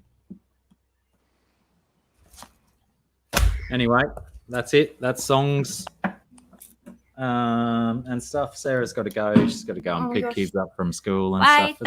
Thank you. Bye. Very late. Bye, Sarah. See you, Scungy. Love your work. I might just leave this running for a minute. I'll go and say goodbye to you, Sarah, and like give her a cuddle and stuff at the car. Oh, I was to get lettuce, and I promised your parents I wouldn't leave it. There's tomorrow. You'll be back tomorrow, yeah? Yeah. Let's do lettuce tomorrow. All right. Back shortly, Josh. Hold down the fort. Exactly. No problem. And yeah, we might do a couple of other dodgy songs when I come back. Easy as. Do you know a fake name is down the street from you? He or she is a mod. A lot of chats, and the other night she said something that sounded Canadian, so I asked Lola Chewy. Oh. I don't know if the age group's appropriate. If you're aware of an artist called Iggy Azalea, who popped up maybe 1 or 2 years ago on the American scene. She went to high school here in Mullumbimby and just basically dropped her entire culture to then become a pop sensation, or maybe a try-hard pop sensation in America. And did all right for herself with the first release. But, you know, it's a bit sad that someone could just abandon the area. That's pop on the pop side. Over in Byron Bay, which is like the coastal, beautiful city, almost city that we've got here. It's like maybe the biggest building is 3 stories high. We had a band come out of an area called Parkway Drive. They play more screamo, hardcore punk. But yeah, they started in Parkway Drive in Byron Bay, and they're doing quite well for themselves internationally. Very popular in the States. What else have we got locally that's sprung up? We got mentioned in the Ozarks for Mullumbimby. That was another one. And yeah, our town is getting absolutely hammered by real estate vultures who want to escape the urban environment and come and be a part of this community. I've only been a part of this community for nearly 20 years, 19 years. And I still don't feel like a true local, especially because of the way I've conducted my business, traveling so much, doing wholesale. And if Bob's still on, Bob, you got that at a wholesale rate. The shops would sell that for double what you paid for it. So, yeah, jewelry is our mainstay, or was our mainstay, and we're hoping to make some moves. We've got lots of things in the pipeline and hoping to change our situation by using this spare time that we've been given. I'm going to check the chat to keep it relevant. Otherwise, I'm just rambling. B said he'll sing. No. I'm not going to sing. I haven't done singing lessons before. I need to take singing lessons because, like, I can sing discordantly, but the discordancy is it's an ugly sound. And I don't know if you guys have ever seen rugby league played, but it's the mainstay of New South Wales football. So it's not like American football. There's no like stop and restarts all the time. It rolls on. But when I was a teenager, I played that game and I used psychological warfare because I read about MK Ultra and psychological warfare and how you can train people to be better. And I thought, well, why not apply this to myself and make myself psychologically adept in making people psyched out? And I think it was basketball that the guys from South Park, they made a movie. And one of the specialities of their stupid game that they created was the psych out. So I'd get on the football field and I'd charge, and I was quite bigger than everyone else. and I would charge at the opponents who were meant to be tackling me, and just as the timing that they're meant to tackle me, I would just yell at the top of my lungs in a deep growl, and 9 out of 10 times it would perturb them so much that they'd fuck up, and I'd just knock them out of the way. And that was completely within the rules of the game. And the earlier viewers, you might have remembered the whistle. I learned how to do the ref's whistle, so I could imitate the ref to pause the game while we were playing, and I never got caught out on it, but I was able to use the whistle to stop people in their tracks and then just smash them with a big tackle because they thought the ref had called a pause of game. Yeah, it was quite mental. And after about 4 years, I decided, no, I don't want to fuck my body. I want to stay healthy and not take as many hits. So I quit the game, and I could have been really healthy, but fuck it. Fuck football. G'day, Dr. Black. Welcome back. I've returned. I was just telling tales about my psychological warfare in football and how I could do the ref's whistle. Ah, right. Get the opponents to pause in their tracks and then just smash them. Sounds like a very valid skill on the football field. In junior grade, absolutely. Yeah, you probably get sent off for that once it's a bit more meaningful than juniors, isn't it? Yeah. I had a beard when I was 14. You what? I had a goatee, a full beard when I was 14. Jesus. And the opposing team's mums would say, who is this ringing? Why have you got this older guy playing on your team? So I had to bring my birth certificate to games. I don't think I was even able to grow a goatee until I was like 22 or 23. Right. The whatever the opposite of hirsute is, that's me. You got a good facial hair going on these days. Yeah, but it takes so much work. It takes so much time. Plus, by the time I could grow it out, it started all this white stuff in it. Mate, the salt and pepper. That's why I had to have a shave. I was getting too much white on the sides. I'm like, no, get rid of the hairy beast and have a shave. Big D says they throw out fans for blowing whistles in the crowd. Fucking oath. That's fucked. That's fucked. If you're a spectator and you're using a whistle to fuck with the game, fuck you. That's not cool. Yeah, but if you're doing it on the field, that's a genuine skill, right? Yeah, it's a skill. Absolutely. It's just like being able to dummy a ball, hold up the opposition, and then you actually throw the ball. You know, that's a skill. Surely it's whistle like a ref is a skill. Surely it's as valid a skill as a quality cutout pass. Yeah. But I honestly was so enamored with gridiron, is what Australians would call American football, with the way that the set plays and the forward passing from the quarterback to the receiver. Fucking loved the shit out of it. I thought that was just brilliant, the way that they'd open the game up. But in Australia, you cannot pass the ball forward. It always has to go backwards, or in rugby league. And if you want to go forward, you got to do the chip and chase. You got to kick it.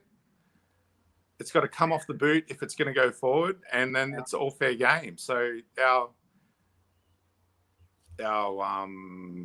trainers, they're only in their 20s when we were 13 and 14. Our trainers would say, look, guys, if you think gridiron's the goods with this forward passing business, just learn how to chip and chase. Kick the ball in the air. It's over everyone's head. You can't be tackled because you don't have the ball. You run forward, you get the ball, and you score. Did you hear how they're talking about potentially introducing drones to monitor forward passes in the rugby league? Damn straight. That is a fucking great idea. Well, what I wonder is why don't they have like RF chips or GPS stuff in the balls, and they have something like the spider cam that they use in the cricket that just automatically follows it around. They have employed the spider cam, but it's not necessarily fast enough on the Yeah, wires, right. and it interferes with the kicking. Yeah, true. In case it goes a little bit high. Yeah. So I the know. drone methodology is way ahead of the time, and we've had a recent change with when there's a certain penalty, they say 6 more tackles. So a team can just roll over each other. So the game's been changed radically this year when they've restarted it, so that people can just, if they're highly skilled and the other team's giving away penalties, they just roll over the top of them. So we've got this high scoring reality where teams that are working well get ridiculous scores versus the losing team. So who knows if it'll last, but for the meantime, it's been fun to watch when it's been going. And you can pay $22 to get your photographed cardboard cutout put in the stadium. Yeah, that's classic. Oh, see you, Chevy. Good night, mate. Thanks for hanging out. Take care. And did you hear about one of the cardboard cutouts that they were using in one of the football crowds was a convicted felon? Was someone picked that? I saw that they hacked it and used a African American porn star and used his cutout and put it in there. I'm talking about. No. A week before it, Channel 7 News in Melbourne got hacked by someone supposedly recording a storm and some lightning crashing. And when the lightning struck, suddenly highlighted in the cloud was this same big dick porn star dude in the cloud with his cock out. And Channel 7 News thought it was just fucking normal amateur footage and put it on the news. And it's like they got trolled by a meme. That's fucking hectic. Was sucked into them. That's exactly what the mainstream media needs. A bit more trolling. Better quality trolling instead of just in the chat. Yeah. I'm going to check the chat. What if the drone crashes into players? The drones are going to be automated, so they're not going to be controlled by a person. And when they're low on battery or for whatever reason, they could crash into a player. They've got collision detection. They've got infrared sensors on them. They're going to move away from the ball. They're going to anticipate kicks. It's only going to be monitoring the passes that are used in rugby league, and they are never going to crash into a player. But it could happen. I can't say it'll never happen. Boiled peanuts are amazing. They're certainly trying to make it not happen, but if it does happen, it'd be exciting. Yeah, it'd be funny. Yeah, the chip in the ball has been used in professional soccer or football. Goal in most of the world. Proper football is soccer. But yeah, they've been using a GPS or a chip in the ball that registers when it's past the line on the goalkeeper to monitor whether or not a goal was scored. So yeah, they're ahead of the game. Hello, Anna. How are you? Thanks for stopping in. Good to see you. Or, not necessarily to see you, but to see those letters that you type upon your keyboard. Anna's hobbies. Hello, I'm Beast. I'm one of Dr. Black's friends from down the road.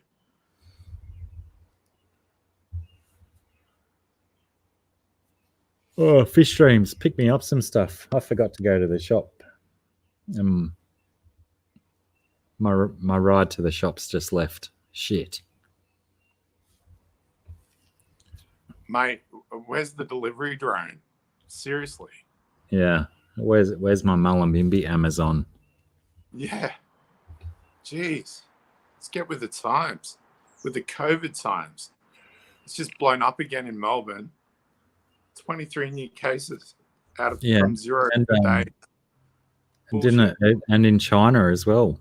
Was it Mhm. China? Yeah. All the extra cases. Their Worse. biggest day the other day. Beijing, their capital city. Mm. Their fucking capital city's got all these outbreaks. It's fucking crazy. I think you were away from the camera at the time when I mentioned this, but not to bring up like dangerous events and bring people down, but 20 Indian troopers of the army got shot and killed in a minor conflict and skirmish at the base of the Himalayas between the Chinese and the Indians. And the Chinese last night, with unsubstantiated reports, had 38 casualties, the Indians 10. And now it's just been reported there's been 20 Indian casualties and there's no numbers coming out of China. Yeah, it's hard to take any Chinese numbers without a bag of salt, isn't it? Not just a grain of salt, the whole bag. Enough to kill you. Yeah. Mm. The truth will kill you. Fucking China. Jeez. Pull your head in, guys. Stop being such dickheads. Oh, look, careful. They'll be ruling us all soon. Nah, not a chance. No, Yeah. at best we could get a Pacific Alliance going, and that could be good. So you could have Singapore on board. Yeah, they got a few numbers. Yeah, it's not just the numbers, it's the tech and the savvy. And, you To know, do- we've got the hills to run into. Run to the hills. Iron Maiden Maybe stuff. an Iron Maiden, yes. An Aussie version of Run to the Hills.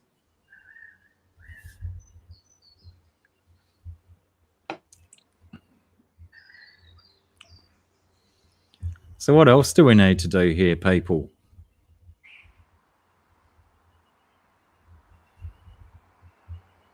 Oh, Texas, is that Anna, are you referring to COVID cases? Over 2,000 COVID cases, or over 2,000 Chinese immigrants trying to start the war?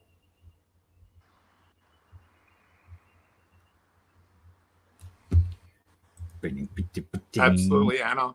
We're living in the country too. Mullumbimby, we got nice spatial distancing going on. Dr. Black's in a little bit more of an urban cul-de-sac of houses, but where I am, I'm 2.2 kilometers. Don't know what that is in miles out of town, but I can have music as loud as I want out of my 15-inch PA speakers inside the house, and no one complains. It's beautiful. And I'll show you the backyard, Anna. You're a new viewer. See some panning shot of my backyard, so you get an idea of how much greenery there is. So yeah, that's what I get to look at when I'm sitting on my back table. But they did say or they predicted that that's what would happen as soon as the social distancing restrictions started alleviating, that cases would spike again. Yeah. And it'll be that second coming that they predicted a month ago, but obviously it's not going to come while the restrictions are in place. Today's numbers came predominantly from inbound travelers from India, Pakistan, and a bunch of other poorer nations coming back to Australia. And it was the first flight that was available to get back home, and they came back and they had it. But the problem is they're not testing people at the source countries enough. Do the quarantine in your source country before you get on a plane and potentially infect a whole bunch of more people. There's ways of controlling contagion, and we're not doing the right thing. We're really behind the ball.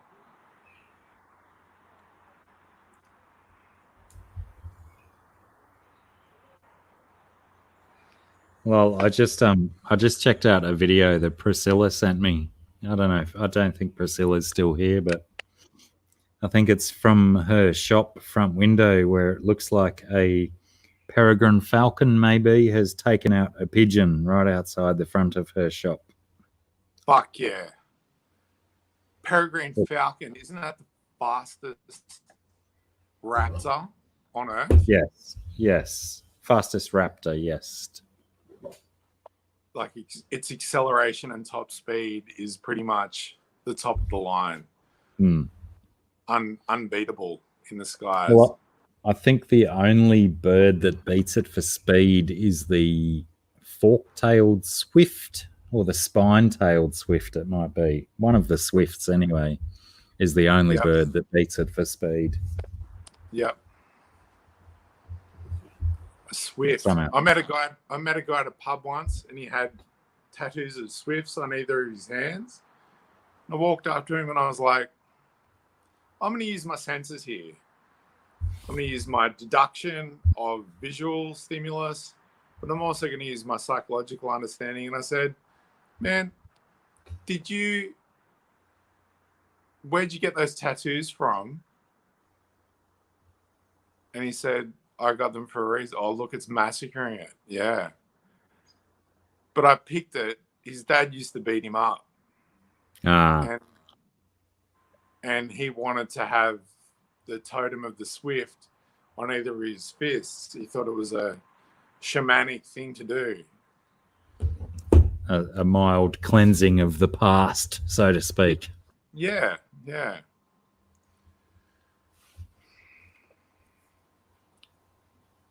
I'm thinking to have you got tattoos, Dr. Black?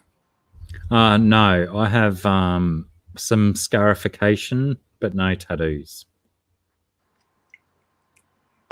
We've got an artist from Melbourne who's coming up in about a week and a half's time called Scotty. He usually has a residency in a studio in Melbourne, but he's doing tattoos out of a friend's place because he's allowed to do that. It's not free. You pay for it, but he's a fucking damn good artist.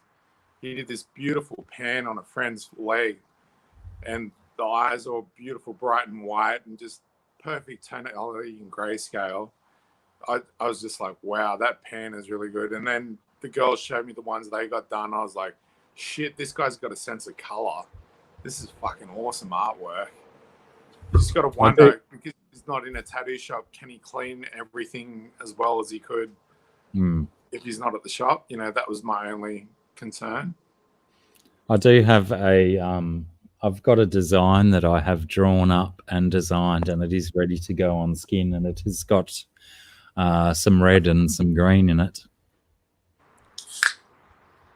I was kind of thinking of completing it more, but I think it's at a level now where I could probably put it on my skin.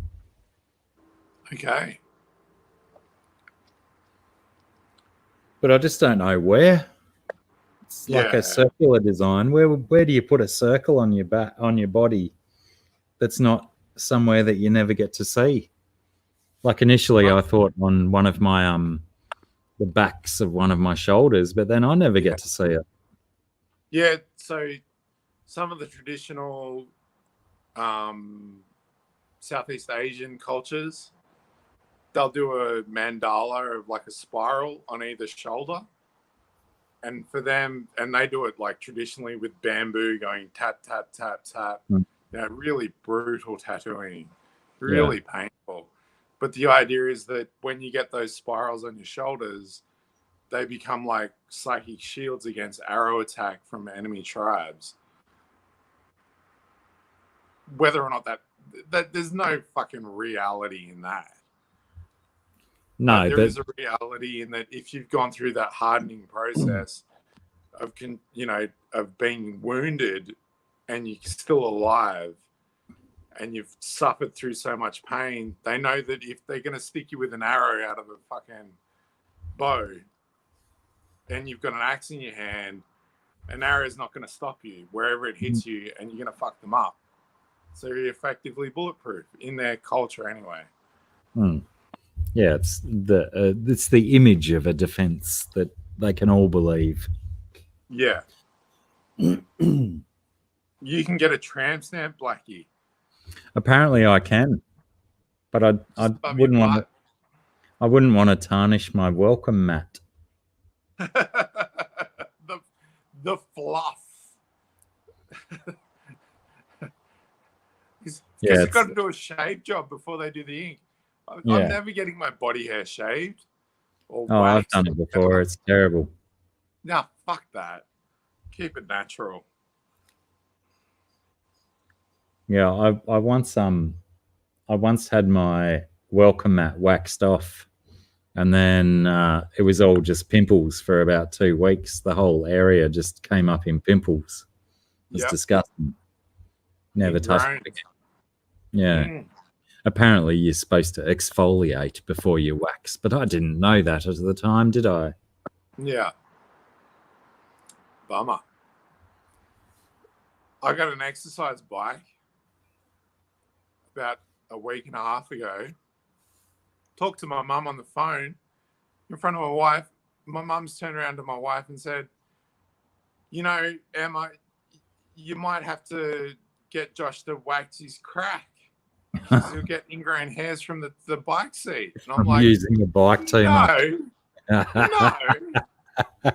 As soon as you wax it, you're going to get ingrown hairs to the max compared to just leaving it natural. Yeah, it's a vicious cycle once you start it. Yeah, fuck that. Bob fell asleep. Okay, if I don't hear from Bob in the next couple of days and you've got his links, pass them on to me and I'll contact him. Yeah, probably the easiest thing to do is just do up a PayPal invoice if that's what you guys use for your money and stuff. Yeah, I can do that. Yeah, just if you do your invoice up and forward it to me, then I'll just forward it on to him. That's easy enough. Thank I just you. do it. Yeah. I talk to Bob through Messenger, Facebook Messenger, so that's how we generally send our stuff to him, is just through Messenger. Nice one. Pardon me. Yeah, Emma, when I said I was going to auction off a piece, she started throwing this stuff at me called Larimar from the Dominican Republic. And I'm like, hang on, baby. I know what Larimar is. This is like a mineral that you have to mine under seawater in the Dominican Republic. And it's only been found in one spot on the planet. It's like super rare and super expensive. And she's telling me prices. And I'm like, hey, no. That's like $400 Australian converted to US. I'm like, no. Yeah. It's not that kind of auction. That's bullshit. So it's slightly niche market kind of stuff. Absolutely. But once all this Larimar goes, there's never going to be any left. Yeah. It's starting to dig into the coral reef where there's no color. It's like oceanic turquoise. Beautiful stuff, but rare as dogs. Triple dog's balls. There's a statement for you.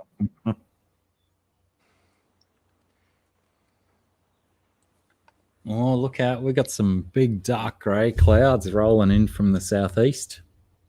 Oh, I can't see there. I can only see to the north. Oh, I can't. Oh, that's right. I got to go that way. Yeah. Yeah, it's like you can barely see the sky anyway with all that forest. Yeah. The amber's going into the fall colors. Liquid amber. Starting to go golden and brown. It's beautiful. In the time we've been here, it's dropped seeds enough that we've got 7 of them growing now. Yeah, right. It's gone from a single tree to a grove. And what is the difference between a liquid amber and a maple tree? This doesn't produce sugar syrup in its sap. Like I can't tap it for sugar. Are they in the same family though? Are they even related? They are in the sense of form, but not genealogically. They're separate. Yeah. But the bees have a feast on their pollen every year. Beautiful. We we've put down a sheet one year when the bees are really active. They just go on hyper collecting pollen, and the amount of propolis, which is just excess pollen that's dropping off their collector glands, just like raining down on the white sheet. We rolled it all up and made like almost a half a cup full of this pure pollen, and just went, dig, eat it, eat it, eat it. You know, Right. super healthy food. You know, amazing stuff. And yeah, CT3 liquid ambers have spiky seed pods that they drop. Yep, and their leaves, like the whole ground around it, between the seed pods and the leaves that it drops, nothing else grows. So there's no grass there. No. Mm. And Dragonlair says he's got a fist-sized piece of Larimar. Oh, lovely.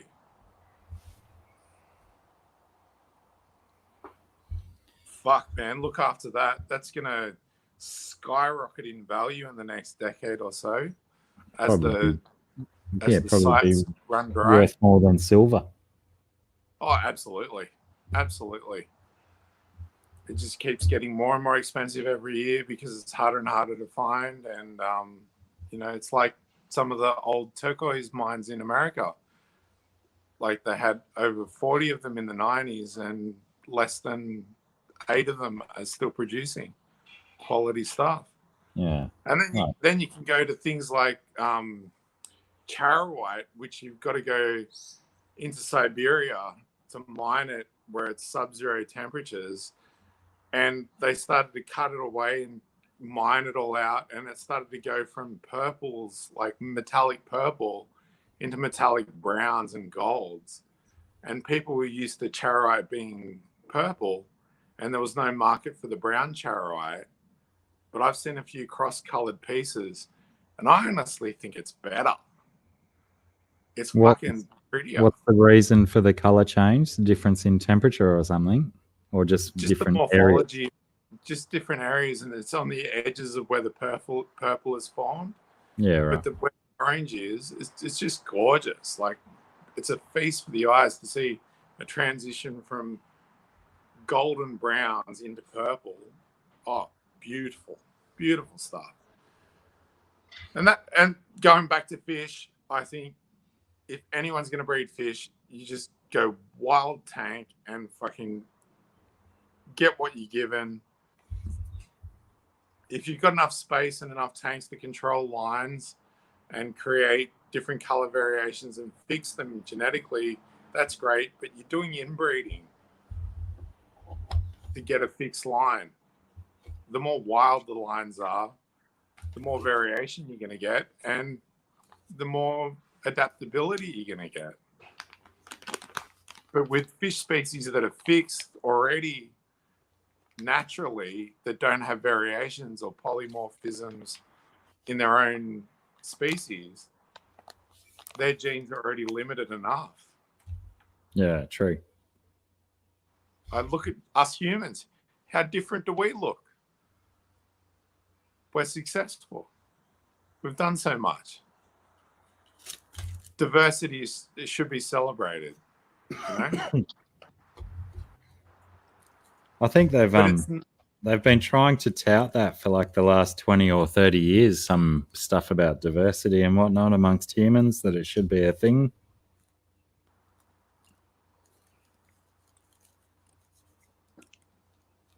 Oh, it is a thing.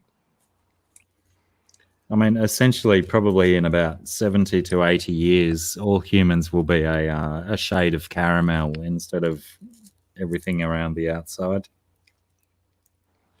Yeah, we definitely we have unity and diversity as human beings. There's no doubt about it. There's always going to be variants and throwbacks that chuck them. So Dragonlair's saying, I ran a metaphysical shop for years, went 3 or 4 gem and mineral shows a year buying stuff for the shop, and got some awesome specimens for yourself. Fuck yeah, man. That's where it's at. Going to those trade fairs. I went to one at a place called Rockhampton in Australia, in North Queensland. And I got this piece from these Russian dealers. and these tiny little things called prism quartz. So quartz usually has flat walls and then terminations on either end. But the Russian prism quartz has no walls. It's just termination and termination. So if you're an American, you probably understand Herkimer diamonds and how bright and shiny they are. This prism quartz is just point on point, clusters of points on points. And I said to them, do you have any loot? Like, I couldn't afford to buy their big specimens. So I said, do you have any loose that are broken off in transit that I could purchase from you? And they said, well, we'll work out something. Come back in 2 days at the last day of the show. I turned back up. I got about 50 loose bit of prism quartz off clusters. And they said to me, here's a gift for you. Take care of it. And it was this beautiful Russian specimen of green quartz and orange garnets. And I took it home and I looked at the tag, and on it said 450 euros. And I was like, they gave that to me. And they were showing it at the German trade fair for 450 euros. Skull. And they gave it to me for free. And I'm like, what? I don't even know what the fuck this shit is. It's just such an awesome specimen. It's just such a wild frontier of crystallography that the market hasn't seen because it hasn't been marketable from Russia. Yeah. It's such a huge area. Siberia, Russia, all of those fucking areas. Well, imagine what they haven't found yet amongst the tundra. Yeah. As the permafrost melts. Time will tell, I guess.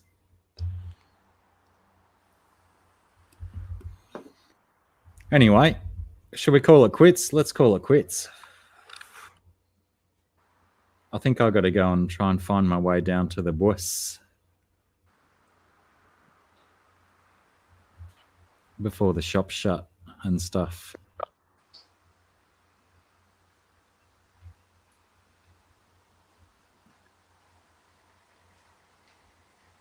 It's been a good stream, man. We've done 4 hours now.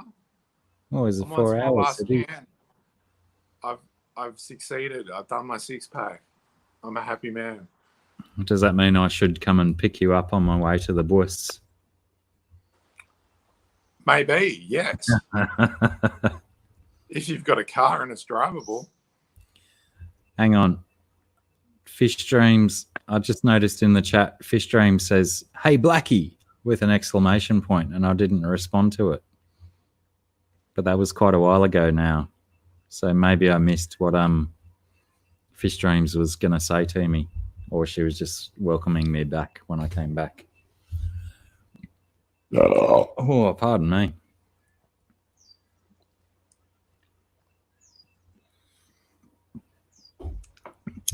If I get that organised, Beast, would you like me to do that? Yeah, come pick me up. I'll go to the bus. Definitely. I need some resupply. I'll keep you posted on that. But yes, I think unless Fish Dreams starts me off on another tangent with whatever she said, "Hey, Blacky," for, we will potentially call it quits there. Massive big thanks to Derek, first and foremost, for auctioneering again. Always a reliable auctioneer. Cheers, brother. Super appreciate that, Derek.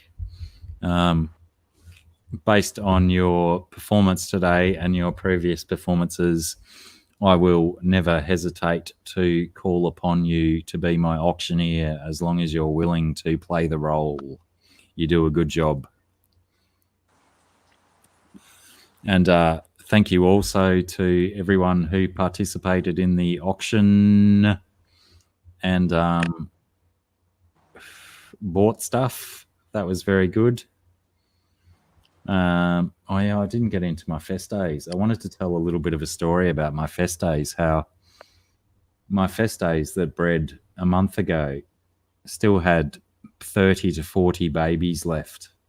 They laid eggs again on Sunday.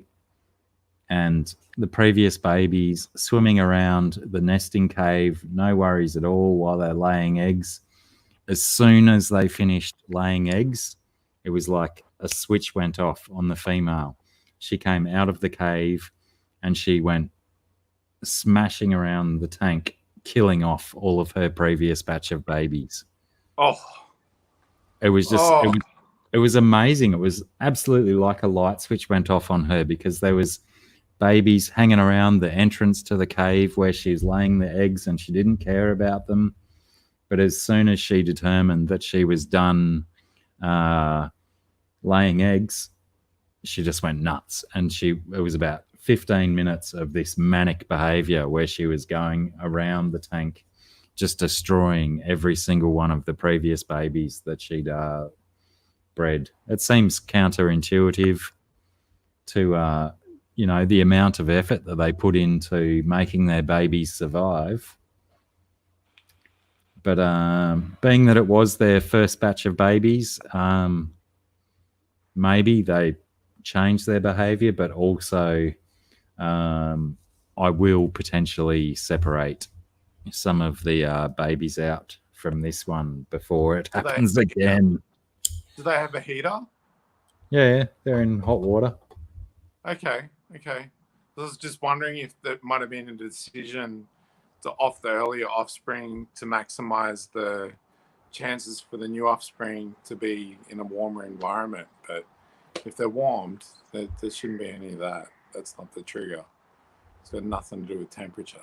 Yeah, I just consider that she determined them as a threat, which generally, when cichlids breed, previous batches will definitely feed on the eggs that have been hatched or eggs that are laying, and sometimes the parents don't care about that. But these guys certainly made a decided effort to eliminate all of the previous babies. So I will definitely make an effort to separate some of the babies out.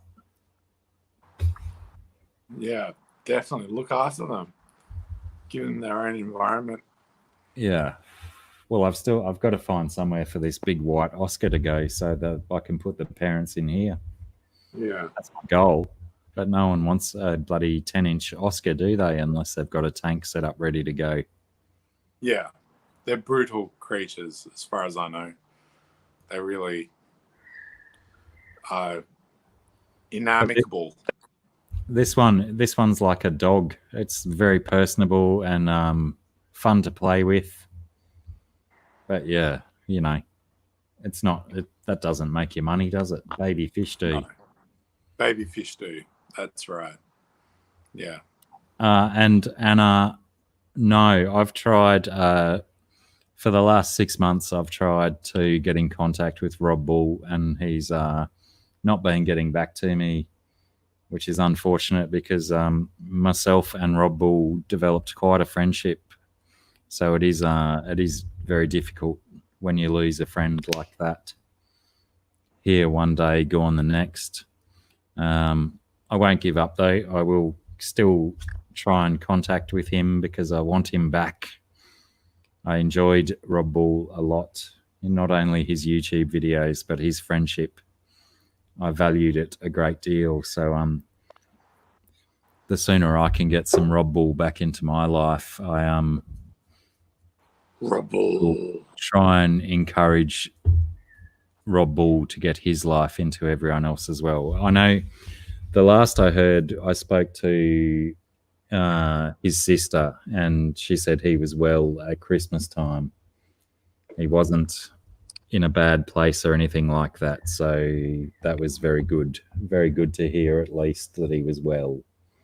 That was the main thing that I cared about. But as a secondary thing, like I said, I really would like to get some Rob Bull back into my life. Rob Bull, if you're listening, if you're watching this on replay, come back, Robbie Bull. We love you, Robbie Bull. Come back. All right, everyone. Thanks heaps for hanging out. Thanks, Beast, for being here for us. And we'll do it all again in a week, shall we? Why not? Good. That's what we Yeah. do. Easy And, as. I'll touch base with you shortly about a bush trip. We'll make that happen, I think. Kind of might be very necessary. Yeah, indeed. All right, everyone. Thanks heaps for hanging out. Like I said before, appreciate everyone being here, especially those that have been here from bloody minute number 1.